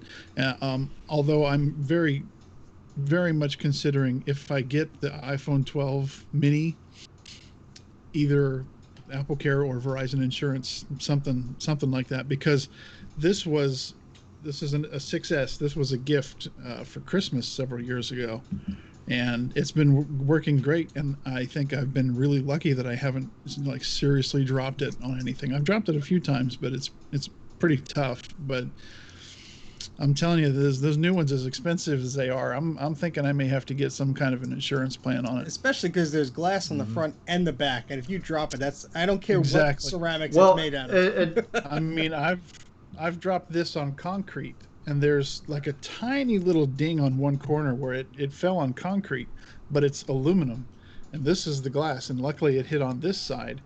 And nothing's happened to it. There's nothing. Well, Dana, you brought up a very good point. Yeah, the new ones. I don't know. You brought up a very good point here, though, is that, like, for instance, my iPhone, I'm leasing it through Sprint. Well, actually, I'm buying it now because the lease was almost up, and it's either I could continue leasing it or go ahead and purchase it. So, but when you're leasing a phone through the phone company, a lot of people don't realize this, that they make you pay for the insurance on it. So you're actually going to be paying a little extra a month just for the insurance on it, which is a good thing, because if you drop it or break it, they'll fix the screen or whatever for free. So spend a little to save a lot. Now I don't mind doing that, but for like AppleCare, that's where I kind of draw the line at. Because like Jay said, it's either going to work, or if within that first year, if you're having a lot of issues, then you're definitely probably going to want to get the AppleCare. But go ahead. I'm just saying that the issue is that the mentality of this is thankfully now changed, because you used to have to buy AppleCare within 60 days. First off, it was like, okay, you could buy it within the first year. Then they recently changed it to no, you have to buy it within 60 days of you getting the product. So you only had 60 days to decide. Now they changed it back to 12 months. So you do have a year now. So you could do the exact same thing like Jay was saying, which is totally fine. You could use it for a year, and that's fine. But now you actually have some time to make a decision, which is very recent. I think only the past few months they changed it. They're doing a year again? Yep, they're doing a year again. This article's from I've never had this phone. Yeah, exactly. I've had. I mean, you don't get the coverage of the accidental damage or whatever, because you're not paying for the AppleCare Plus. So you're just paying under the regular warranty. They're going to charge out the nose for it. But every picture I take, this has been for months. Every picture I take with the rear camera, there's this circle like a piece of dust or something in there, and I'm too lazy to take it apart myself. So might as well. It's probably between the lens of the camera and the system itself, unfortunately. Yeah. Yep. Fun times. That's not good. I actually. By the way, in case people weren't aware yet, we're gonna overshoot this hour and a half by a lot today. Yes. Well, haven't we still got the big draw? That's why they have to stick around. All right, guys. So we got anything else we want to talk about on warranties or anything like that before we move on? I mean, as much as I am against the extended warranties in AppleCare, I'm not trying to talk anyone out of it. It makes sense for some people. Like if you're a construction worker, yes, you can put your phone in an OtterBox. Chances are your phone is more likely to get damaged than mine just sitting on my desk or my workbench all day long. Definitely consider it. But yeah, hey, David's here. Most cases, I don't see the benefit. Exactly. All right, guys. So we're going to go ahead and move on to our next one, and I'm going to throw this over to Dana because it's a "What Were They Smoking?" and Dana found something that he wants to show off. This. Yeah. Is it still there? Did you happen to save that? Did you save that screenshot? Because I'm not finding it now. No, I told you to save it. I was there. I did save it. I mean, I've got it here. I can. Oh, you're gonna have to send it to me and. All right, I'll send it to. We are so well prepared. Where's that link at? You didn't even say the link, did you? It was way up. It was. Guys, we chat so much in our text chat that if you don't save something right away, we could be scrolling for an hour and still not get to it. Yeah, I've just scrolled about like 5 pages and I haven't even got to this morning yet. Yeah, I just sent it to your GT. So it's an iMac here locally, and it's a 21.5-inch late 2015 Retina 4K iMac, and the specs on it were pretty much stock. I think it had like maybe 8 gigs of RAM and a 1 terabyte spinner drive in it, and that was it. And the price was a measly $83,000. I put the link in the found chat. it. You found good, because okay, I cool. didn't want to try to. You just got to wonder what's going on. It's obviously a typo. It has to be. It was probably $830. He meant to put. Yeah. But still, even at 800. That's still much. It is. You can actually see it down in the bottom left-hand corner. There is a little Experimax thing there, and the price is $830 in red on that little label. Yeah, look so, at that. Oh, look at that! I didn't even see that. Yeah, so they just didn't put in the decimal point. Does that mean right it's disqualified from what were they smoking? No, but still. Well, what was he smoking to make that typo? Yeah, but exactly. $830 for a 2015 21-inch is still a little high. It's high, but it's not what were they smoking territory. No, but it's obviously stoned off rocker. But I know the guys that run that store, and I don't think the one that I'm thinking of is still there. But if it was him by any chance, I think what was he smoking was the ganj. So, there you go. But I like that store. They're good guys over there. They fixed a MacBook Pro. You might want to send a note to him. Say, is this really $83,000? I might do that. I didn't realize it was them. That's funny. So you might want to do that. Say, he's smoking Aaron decimal points. Tell him that he made Mac Yak, and that he'll probably go, what? What is that? But all right, so I guess an honest oopsie can be forgiven. But he might have been smoking a little something to forget the decimal point. Yeah, a little bit. Yeah, he's from Columbus after all. They do weird stuff over there. All right, so next up we have Steve's Archive Adventures. So we're going to go ahead and let Steve take it from here. And I'm going to put you at full screen. So don't do it yet. But when I do, I don't think anybody's going to hear the rest of us. So it'll be only Steve. So we can start. Yeah, we can start talking trash. Hopefully. I need to find the thing I was going to show. Come on. You're not prepared? What is up with you? There we go. In the meantime, I just put another what were they smoking in the chat. There we go. You talk. Oh, that's right. That was yours. Yeah, I saw that today. Yeah. So just if anyone wants to have my chat disconnected again, so I gotta wait. Oh, that's fun. Oh, there it is. It's a glorious chat is doing weird stuff tonight. Yeah. PowerBook G4. Yeah, PowerBook G4 Mac OS 10. Holy for crap. 850 Aussie dollars. What is that? What is that in US dollars? It looks like you got some, some Goldmans in Australia. So what is that in US dollars? I don't know. Yeah. 22. 700. Yeah, that's what. That's a $50 at the max computer.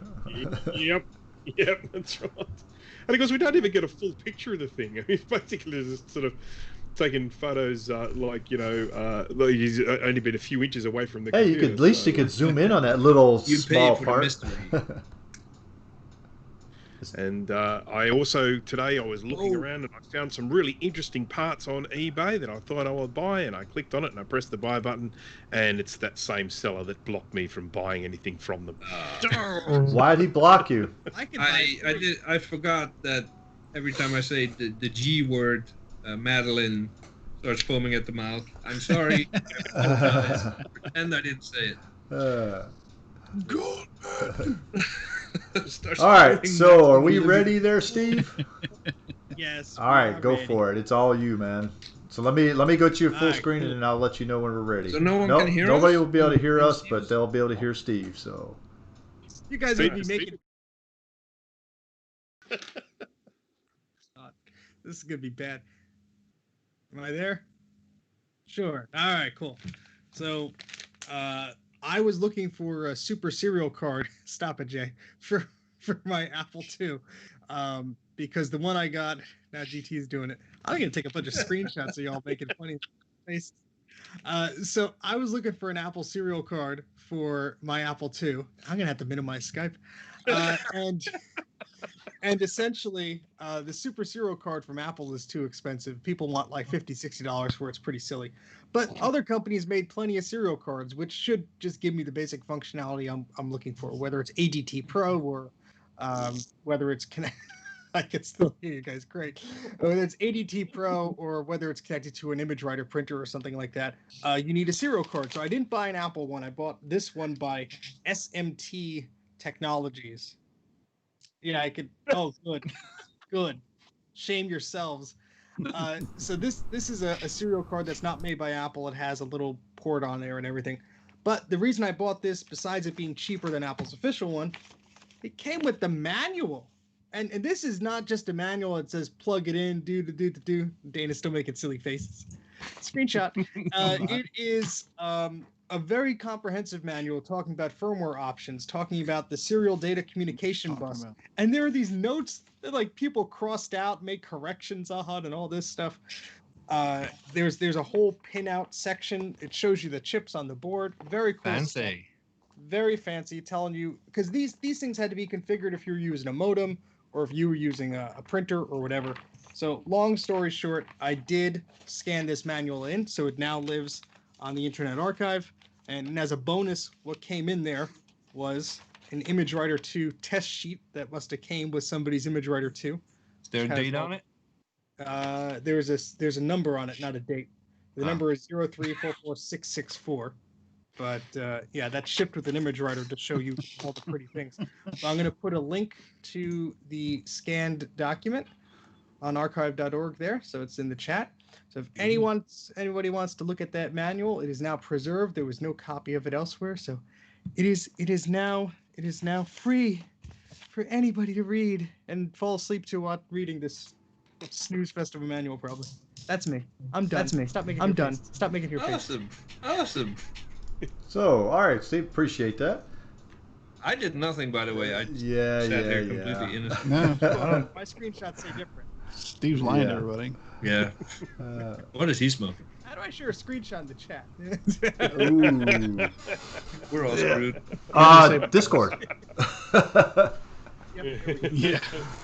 I believe we have a forum for that. Yes. And Steve is now our new Discord god, so... What's this button do, man? So, Steve, you have an account on archive.org, I imagine. Do you have stats? Like, how much have you uploaded? Yep. If you just click, it's public stats. So if you click on my username there, I have 26 uploads. And I could sort them by the amount of views, I believe. Yep, views. And my most popular upload is a data pilot PDF manual. And the most popular Apple one is an Applegram newsletter from 1989 where the Macintosh Portable was introduced. So I have quite a few goodies up there.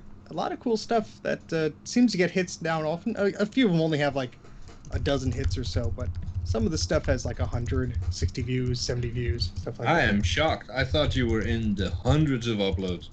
No, because the stuff I put on archive.org has to... there are some legal precedents that must be met some of the content that is posted there, and I tiptoe on that side of caution. That's why I have a private server for some things, Jay. Yeah. I am aware. Cool. Well, that's all my archiving for the week. There we go. All right. So we have gotten to the point in the show where everybody's, I guess, still waiting around to see this. Is the actual the actual giveaway. So we giveaway time. I don't know if a lot of you guys remember we told you to go watch episode number 69. If you did watch that episode, you will have gotten a magic word. Well, we could go ahead and say that magic word now because I think it's locked out now. So it's whoever's in there now, it's in there. So, but if you look behind Mr. Bruce there, you will see it's not there anymore. Yeah. Oh, not anymore. Sorry. I can go get it's funny because we were trying to think of something to pick out for the magic word, and it just so happens it was sitting right behind Bruce at the time. We're like, Color Classic. That was the perfect word for it. So there's 3 in the living room. No, that's fine. That's fine. But that was the magic word that everybody was looking for to get into the drawing. If you did not use that magic word, you did not get into drawing. So everybody that I actually saw actually did say the correct word. So that meant that you. I just let one more in. There you go. Last one. How dare you? Well, they made it into watch it. They're going to be the ones that win. So to recap this again, what we're giving away is I'm giving away a 2008 MacBook, white polycarbonate MacBook. Jay is graciously added a what year is that? 2010 11-inch MacBook Air. MacBook Air. Rocky is giving away a $50 Steam card, and Grudy is giving away a iPod Mini, right? Let me make sure I get that right. Yay! You got it right today. Got it right the first time. Hey, I need to have that written down here. I'm getting old, and I can't remember stuff. We don't have to say it again. Exactly. So, what Jay is going to do is I'm going to go full screen. He's going to point the camera at his screen because we tested this earlier. We don't have a way to. I don't know how to get the screen capture or when it shows his screen on Discord or Skype over to OBS. We didn't test that yet, so we'll have to test that one of these days. I just noticed that when it picks a winner, it shows that person's email address as well. So I don't know. Put your thumb over that part of the screen. Yeah. Cover it with a PowerBook lid or something. Yeah, I'll cover it. Okay. Post it. Get a Post-it note or something. Put it on your screen. I'm looking. I had a stack of the damn things. They're gone. I cleaned my office today. That's what you get. Just put your hand there. I'll use the Bruceinator. All right. So let's go ahead and get Jay in full screen mode here, and we'll see if we can get this giveaway. All right. I have to watch myself on the stream to see if I'm even in frame. But yeah. Okay. Actually, I'm going to move it over there. Hold on. Let me get focused here. There we go. So we're on the Mac Yak website. This is the back end of a WordPress install. And this is a plugin that picks the winner out of the comments in the Mac Yak 1000 sub giveaway post. So are we going to just click it once and the first name to pop up? That's it? Or best out of 3? What are we doing? Yep. First name that pops up. All right. One time. I'm gonna angle this down a little bit. First one. Wait, let me submit my entry. Nope, Too late. I clicked it. Oh, it's not working now. Bruceinator. Oh yeah, it's working. Look at that. Trina Conrad is the winner. Hey, Trina. You are well done. Your PayPal payments came through just in time. So, Trina, you have. Congratulations to Trina. So, get a hold of, actually on Discord, PM me with your mailing information. on Discord, and we will get that out to you. I'll go ahead and give the guys that are sending out other stuff the mailing address. Hopefully you live in the United States, because that makes it easy. She lives in Canada, but it's not too bad. I did ship stuff there. Can everyone on the stream hear you, by the way? Because I'm still full screen. They can hear me. Yeah. Okay. In fact, let me transition back. Now watch. We're gonna send her all this stuff, and 2 days after she gets it, she's gonna post it all for sale on Discord. Make a good profit on Mac Yak. $600. Yeah. So there you go, Trina. Congratulations. We just won't have to worry about the X amount of time to contact one of us. Yeah. She's gonna be pinging us all 20 seconds ago. You know, bing, bing, bing, bing, bing. Yeah, don't like say, is it here yet? Is it here yet? Is it here yet? Yeah. He's en route to the post office. He is en route. And I'm going to tell you why, because I know Jay is pretty bad about mailing stuff out. So am I. I'm excellent when I get paid on time. But you're not getting paid for this. That prepaid label. You sat on it for a week. Yeah, it took that took label doesn't buy me groceries. But we definitely will get it out to you guys. So yes, David. Yes, it was rigged. I made sure I excluded your name. Actually, I'm gonna click the button one more time. If David pops up, I'm gonna freak. No, I'll it have to was send him a MacBook Air. Yeah. Because I think everybody wanted that MacBook Air afterwards. Because I noticed we got a lot more comments after the MacBook Air went on it. So I almost 11 inch. Yeah. I almost did it just for the MacBook Air because I'm not going to use the darn thing, but it looked pretty. I've got an 11-inch 2010 MacBook Air. I use it all the time. It's a great. That's the only reason why I wanted it, because it looked pretty, and Bruce had one, so I needed one. Well, I don't know. I probably would have said we're not eligible to win anything. Oh, of course not. That's yeah. The Mac Yak crew is not eligible. You're excluded. Yeah, we're always excluded. Can you imagine if I won my own thing, my own MacBook? We saved you on shipping. That is true. That is very true. But anyways, congratulations, Trina, and thanks everybody for watching this channel and supporting us. Thanks for the subs. Thanks for entering the competition. Yeah, we appreciate that very much. We do have our anniversary show coming up.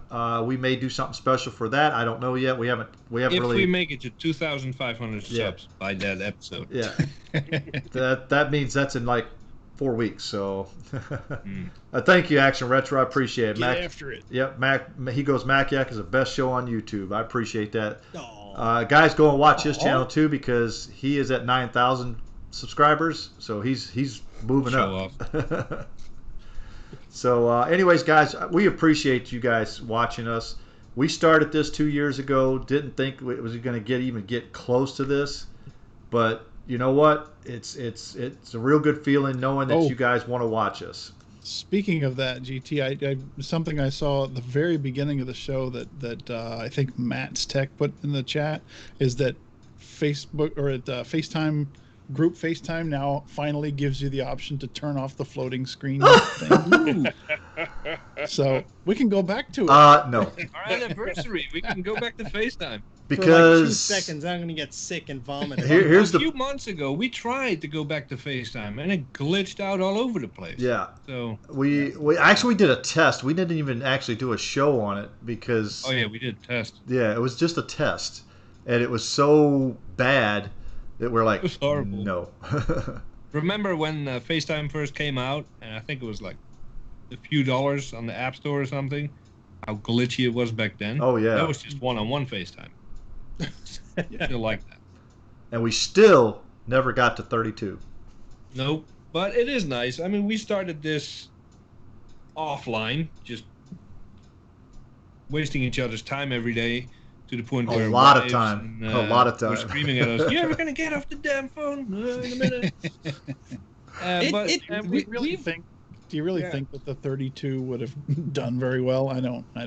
Well, there would have been 30 of us in the little corner on the side waiting to talk. Exactly. You'd have 4 people bobbing around like idiots, and then you'd have the rest of them up along the top. Well, it would have been as if every time somebody would have talked, it would have replaced somebody with the 4. So it would have been like, people popping up. Yeah, let's do an nice because we said we're gonna do this, and people might watch, people might not care, but it's nice to see that at least about 1,000 people care enough to be here, and it's nice. Mm-hmm. It's nice to share. Yeah. So, I mean, and we don't get a lot of live viewers, which is fine. We have our main core viewers, which Trina is one of those, and I'm glad she was one of the winners, to be honest with you, because she is actually been here from the beginning and supported us very much. So we appreciate that, Trina. And she reminds all of us to do streams. Yep. Yes, she does. Yep. She turns up at all of our live streams. She was the one screaming the loudest yesterday for you to do 3 more hours. I actually gave up and said, Trina, 3 more hours. Let's go. Yeah. It's fun. So Mike is saying we should do, for episode 100, we should do a retro show with FaceTime. I have an idea for that, but I'll tell you guys offline so we don't spoil it. Exactly, yeah. Mike, I'm going to say no. Technically, it's going to be tricky to stream, right? Yeah, because Skype is a hell of a lot easier to stream than FaceTime. It is. Interacting with OBS, yeah. Because here's the problem. Well, here's the problem with FaceTime is because I would need to put the SoundCloud or whatever plug-in to OBS to capture the desktop audio, and I would have to capture the full screen because on a different monitor. It would be more of a pain for me to do that because of the way group FaceTime work, because I can't just capture a what do you call it, a window, because group FaceTime is actually not really a window for some reason, and it doesn't allow, OBS doesn't see that as a separate window for some reason. So I had to actually do it as a full screen when we did that, Bruce. I had to actually do it as a full screen on a separate monitor when I did that. Yep. Yeah. So 2020 has been replete with horrible things, suggestions, decisions. But Sean just probably took the cake and he said, for episode 100, you should stream from Vintage Macs. No, that's not going to happen. If there's a platform that we can... It's not going to work. Is there a Skype for PowerPC that still works? I think I need more memory in my 2CI.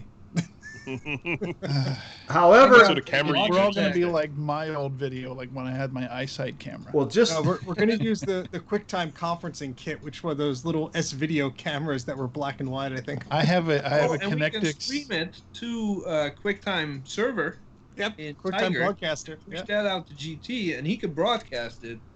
When my Xserve melts down the basement, I'll let you know. It would still have to go out on my Mac Pro because it'd be such a delay. It'd be hilarious. Yeah, I have the original Connectix QuickCam, so you'll get like one frame every 3 seconds. I was going to say we would all look like a PowerPoint show, you know. I'm for it though. If we can pull it off, I'm for it. That's a lot of. Guys, we'll leave that for, we got a few more weeks to plan this. So. I'll tell you guys later. Yeah. Oh boy. So again, guys, we really appreciate you guys watching us. Without you guys, we wouldn't be here. I think we brought Bruce on, we brought Dana. I think the only 2 original right now here is just Jay and I. You and Jay. Mike and Grudy are still original, but they're not here tonight. But Steve, he came on around episode 7. Then 7? Yeah, it was episode 7. Wow. Yeah, and I arrived at episode 51. Yep, 51, and then Dana came around 70. I don't even know. I have to thank Rocky because I was the one that was pestering him when he was mentioning the podcast. I'm like, oh, can I be on? Little did I know. Well, you were a guest, and then we couldn't get rid of you. Go away.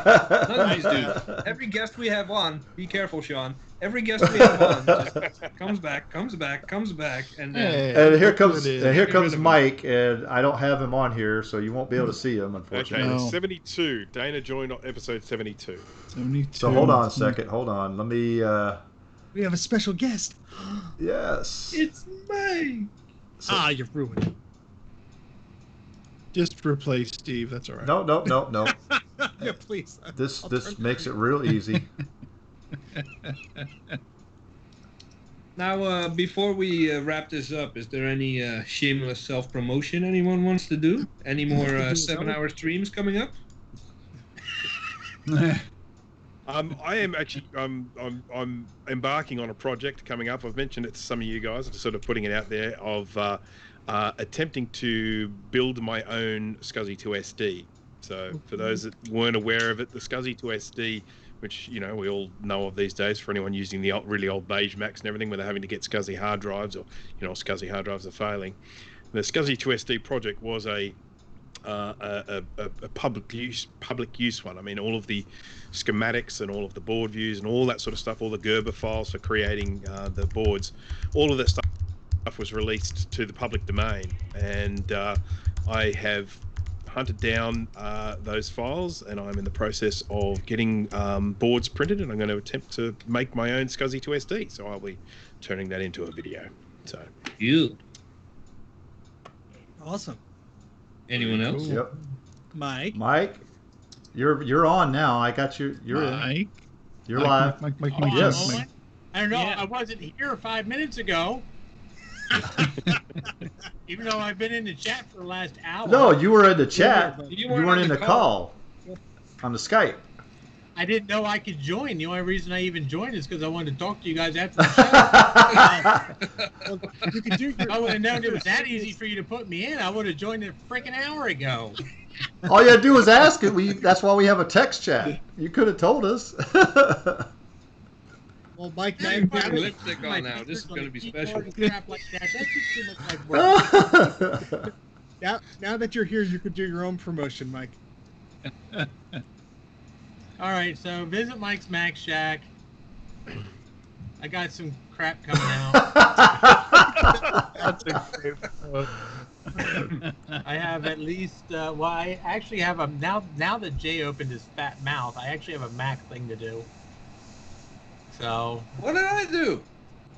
No, you said about you trying to CF cards in my. Oh. Yeah. And you know what? I've had 2 CF cards here for a while, and I never even thought about it. Yeah, I know. So. But it's always in the. I keep it in the closet. I don't keep it set up, so I never think about it. So now. So I'm glad you said that. So now I have that. Now I have that to do. So there's going to be a video on that. There's going to be. I'm going to do a video this weekend on bridge computers, bridging the divide between the new and the old stuff. And Dana must have just went to go get his pizza. And if anybody follows me on Facebook, Twitter, or I don't know, just pays attention to Steve sometimes, I now reluctantly did a Patreon to help finance some of this idiocy going on here. You already got some backers. Basically, to feed your habit. To feed that itch. Yes, and actually Trina is one of them. So there you go. Yeah. I feel like she deserves the MacBook, the MacBook Air. And oh, great! Now it sounds like she paid. Hey, I had nothing to do with it. I wasn't here, remember? Yeah. Greg said I wasn't here. Well, you weren't at the time here at the call. That's what I meant. I didn't mean in the. That's quite suspicious. In the chat there, Mike. So, but I'm glad you did show up here because now we have 3 OG members. I don't remember anything before episode 70. It feels like we're all OG, so. So I do have a couple things coming out. If anybody wishes to support me, it's not required. I don't expect anyone to, but anything you do is definitely going to be helpful. I'd really like to try to get enough support to maybe get a space outside of my 420 square foot apartment to do this. So I don't have to do it on a wobbly table in my living room with no room. I think Steve can help you. He just has to fight the rabbits for the extra. Steve has been like the #1 biggest contributor to my channel, my sanity, and my insanity the past 2.5 years. So Steve, as I discussed with him earlier, has a special Patreon tier. He's the EEP tier. He's extremely special. It's the wild EEP tier. Truthfully, if it wasn't for Steve, I don't think I probably would have stuck out doing this crap as long as I have. but he's crazy enough to keep me going, so might as well keep going. Well, I'm glad you're keeping on going. That and I like visiting his rabbits. Yes. Sean says, I hear that all of your Patreon support goes directly to gas plastic. Is that true? Well, yeah, kind of, sort of. Some of it. I just like the content that Mike's been putting on his channel lately, because it's a lot of like stuff I've never seen before, like that P70 and all this weird stuff. I love it. So. Yeah, he does. You have been making some pretty good content there, Mike. I enjoy watching it too. I'm muted apparently. The strange thing is, I'm getting a slight surge in subscribers lately, and I have a feeling it has to do with the PC content. It might be, because ever since I might have to mix it up a little, but my channel is primarily going to be Mac focused or Apple focused. I can't specifically say Macs because I actually do have a couple of Apple IIs I'm going to start dealing with here soon. So you should rename the channel Mike's Crap Shack. Let me drop my Patreon support now that I know there's PC stuff coming. Poop emoji there. You're good. I'm going to keep it to a minimum, but I do have a couple of more PC things to deal with. So, but I am going to pull the iMac G5 out of mothballs this weekend. I think I'm going to do the CF card test on it, because I actually have a regular one, and then I have a what the hell do they call this thing? A Extreme? Ooh. I don't know. How extreme is it? It's extreme. Well, it's not freaking extreme enough because the damn thing don't work on my P7. So it's too extreme for it. So I have a regular 1 gig card floating around somewhere, and then I have a this extreme. So it'd be interesting to see, since Jay said that. And I do have, Mike. I have a compact flash SD card adapter. So if you want to borrow that. Hey, and Bruce has one that goes from micro SD to compact SD to. Yeah, I've seen that. Now we need to stick it into a PCMCIA card. But no. He needs to stick that into one of those.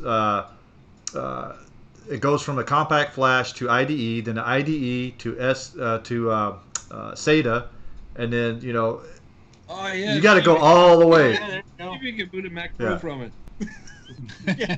Yeah, it would crash. I think it's going to be like this freaking long. Yeah.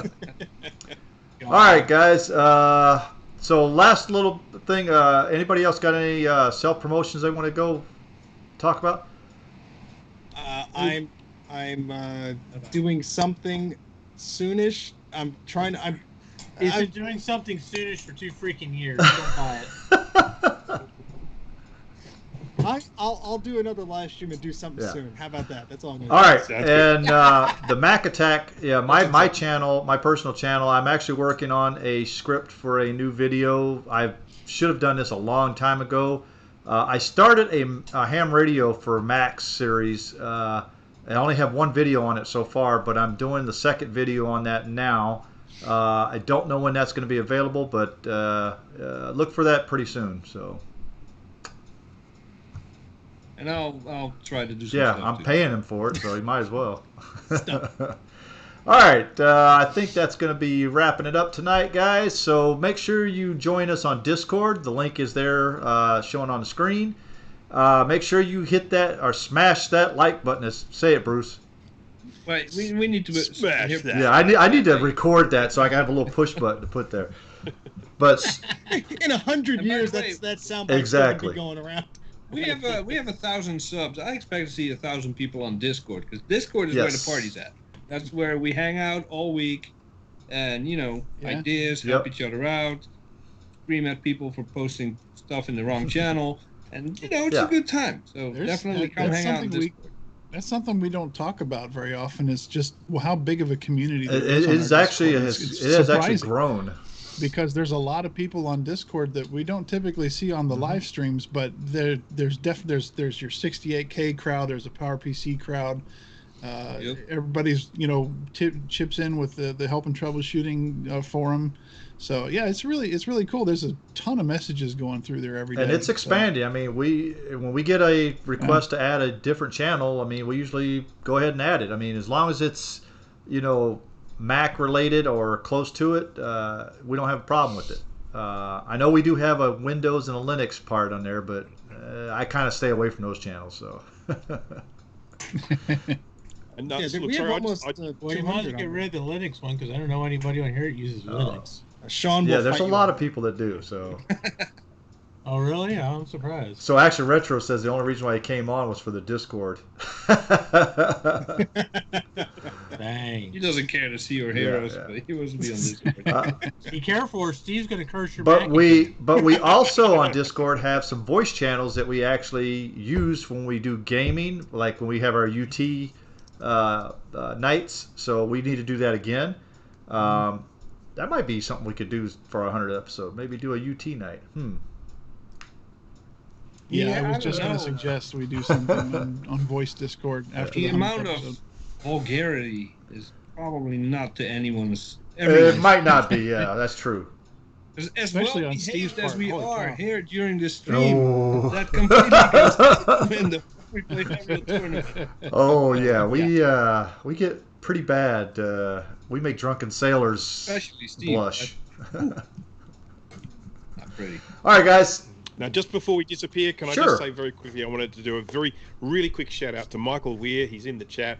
He had 2 Macintosh 2CXs. I had 2 Macintosh 2CIs. We did a swap so that we now both have a CI and a CX each. And I just wanted to mention that, big thank you. And obviously, it just does show that there's still a great sense of community. People aren't out there to just try and rip each other off. That, when you get into the Vintage Mac community, sort of things like that happen where you can have, great trades like that. So. All right, guys. So make sure if you're not a subscriber, if you came across this channel tonight and you're watching us, make sure you hit that subscribe button. Make sure you hit that bell icon because we only do this once a week. So there you go, guys, and we will see you guys next week. See ya. Have a good night. Bye.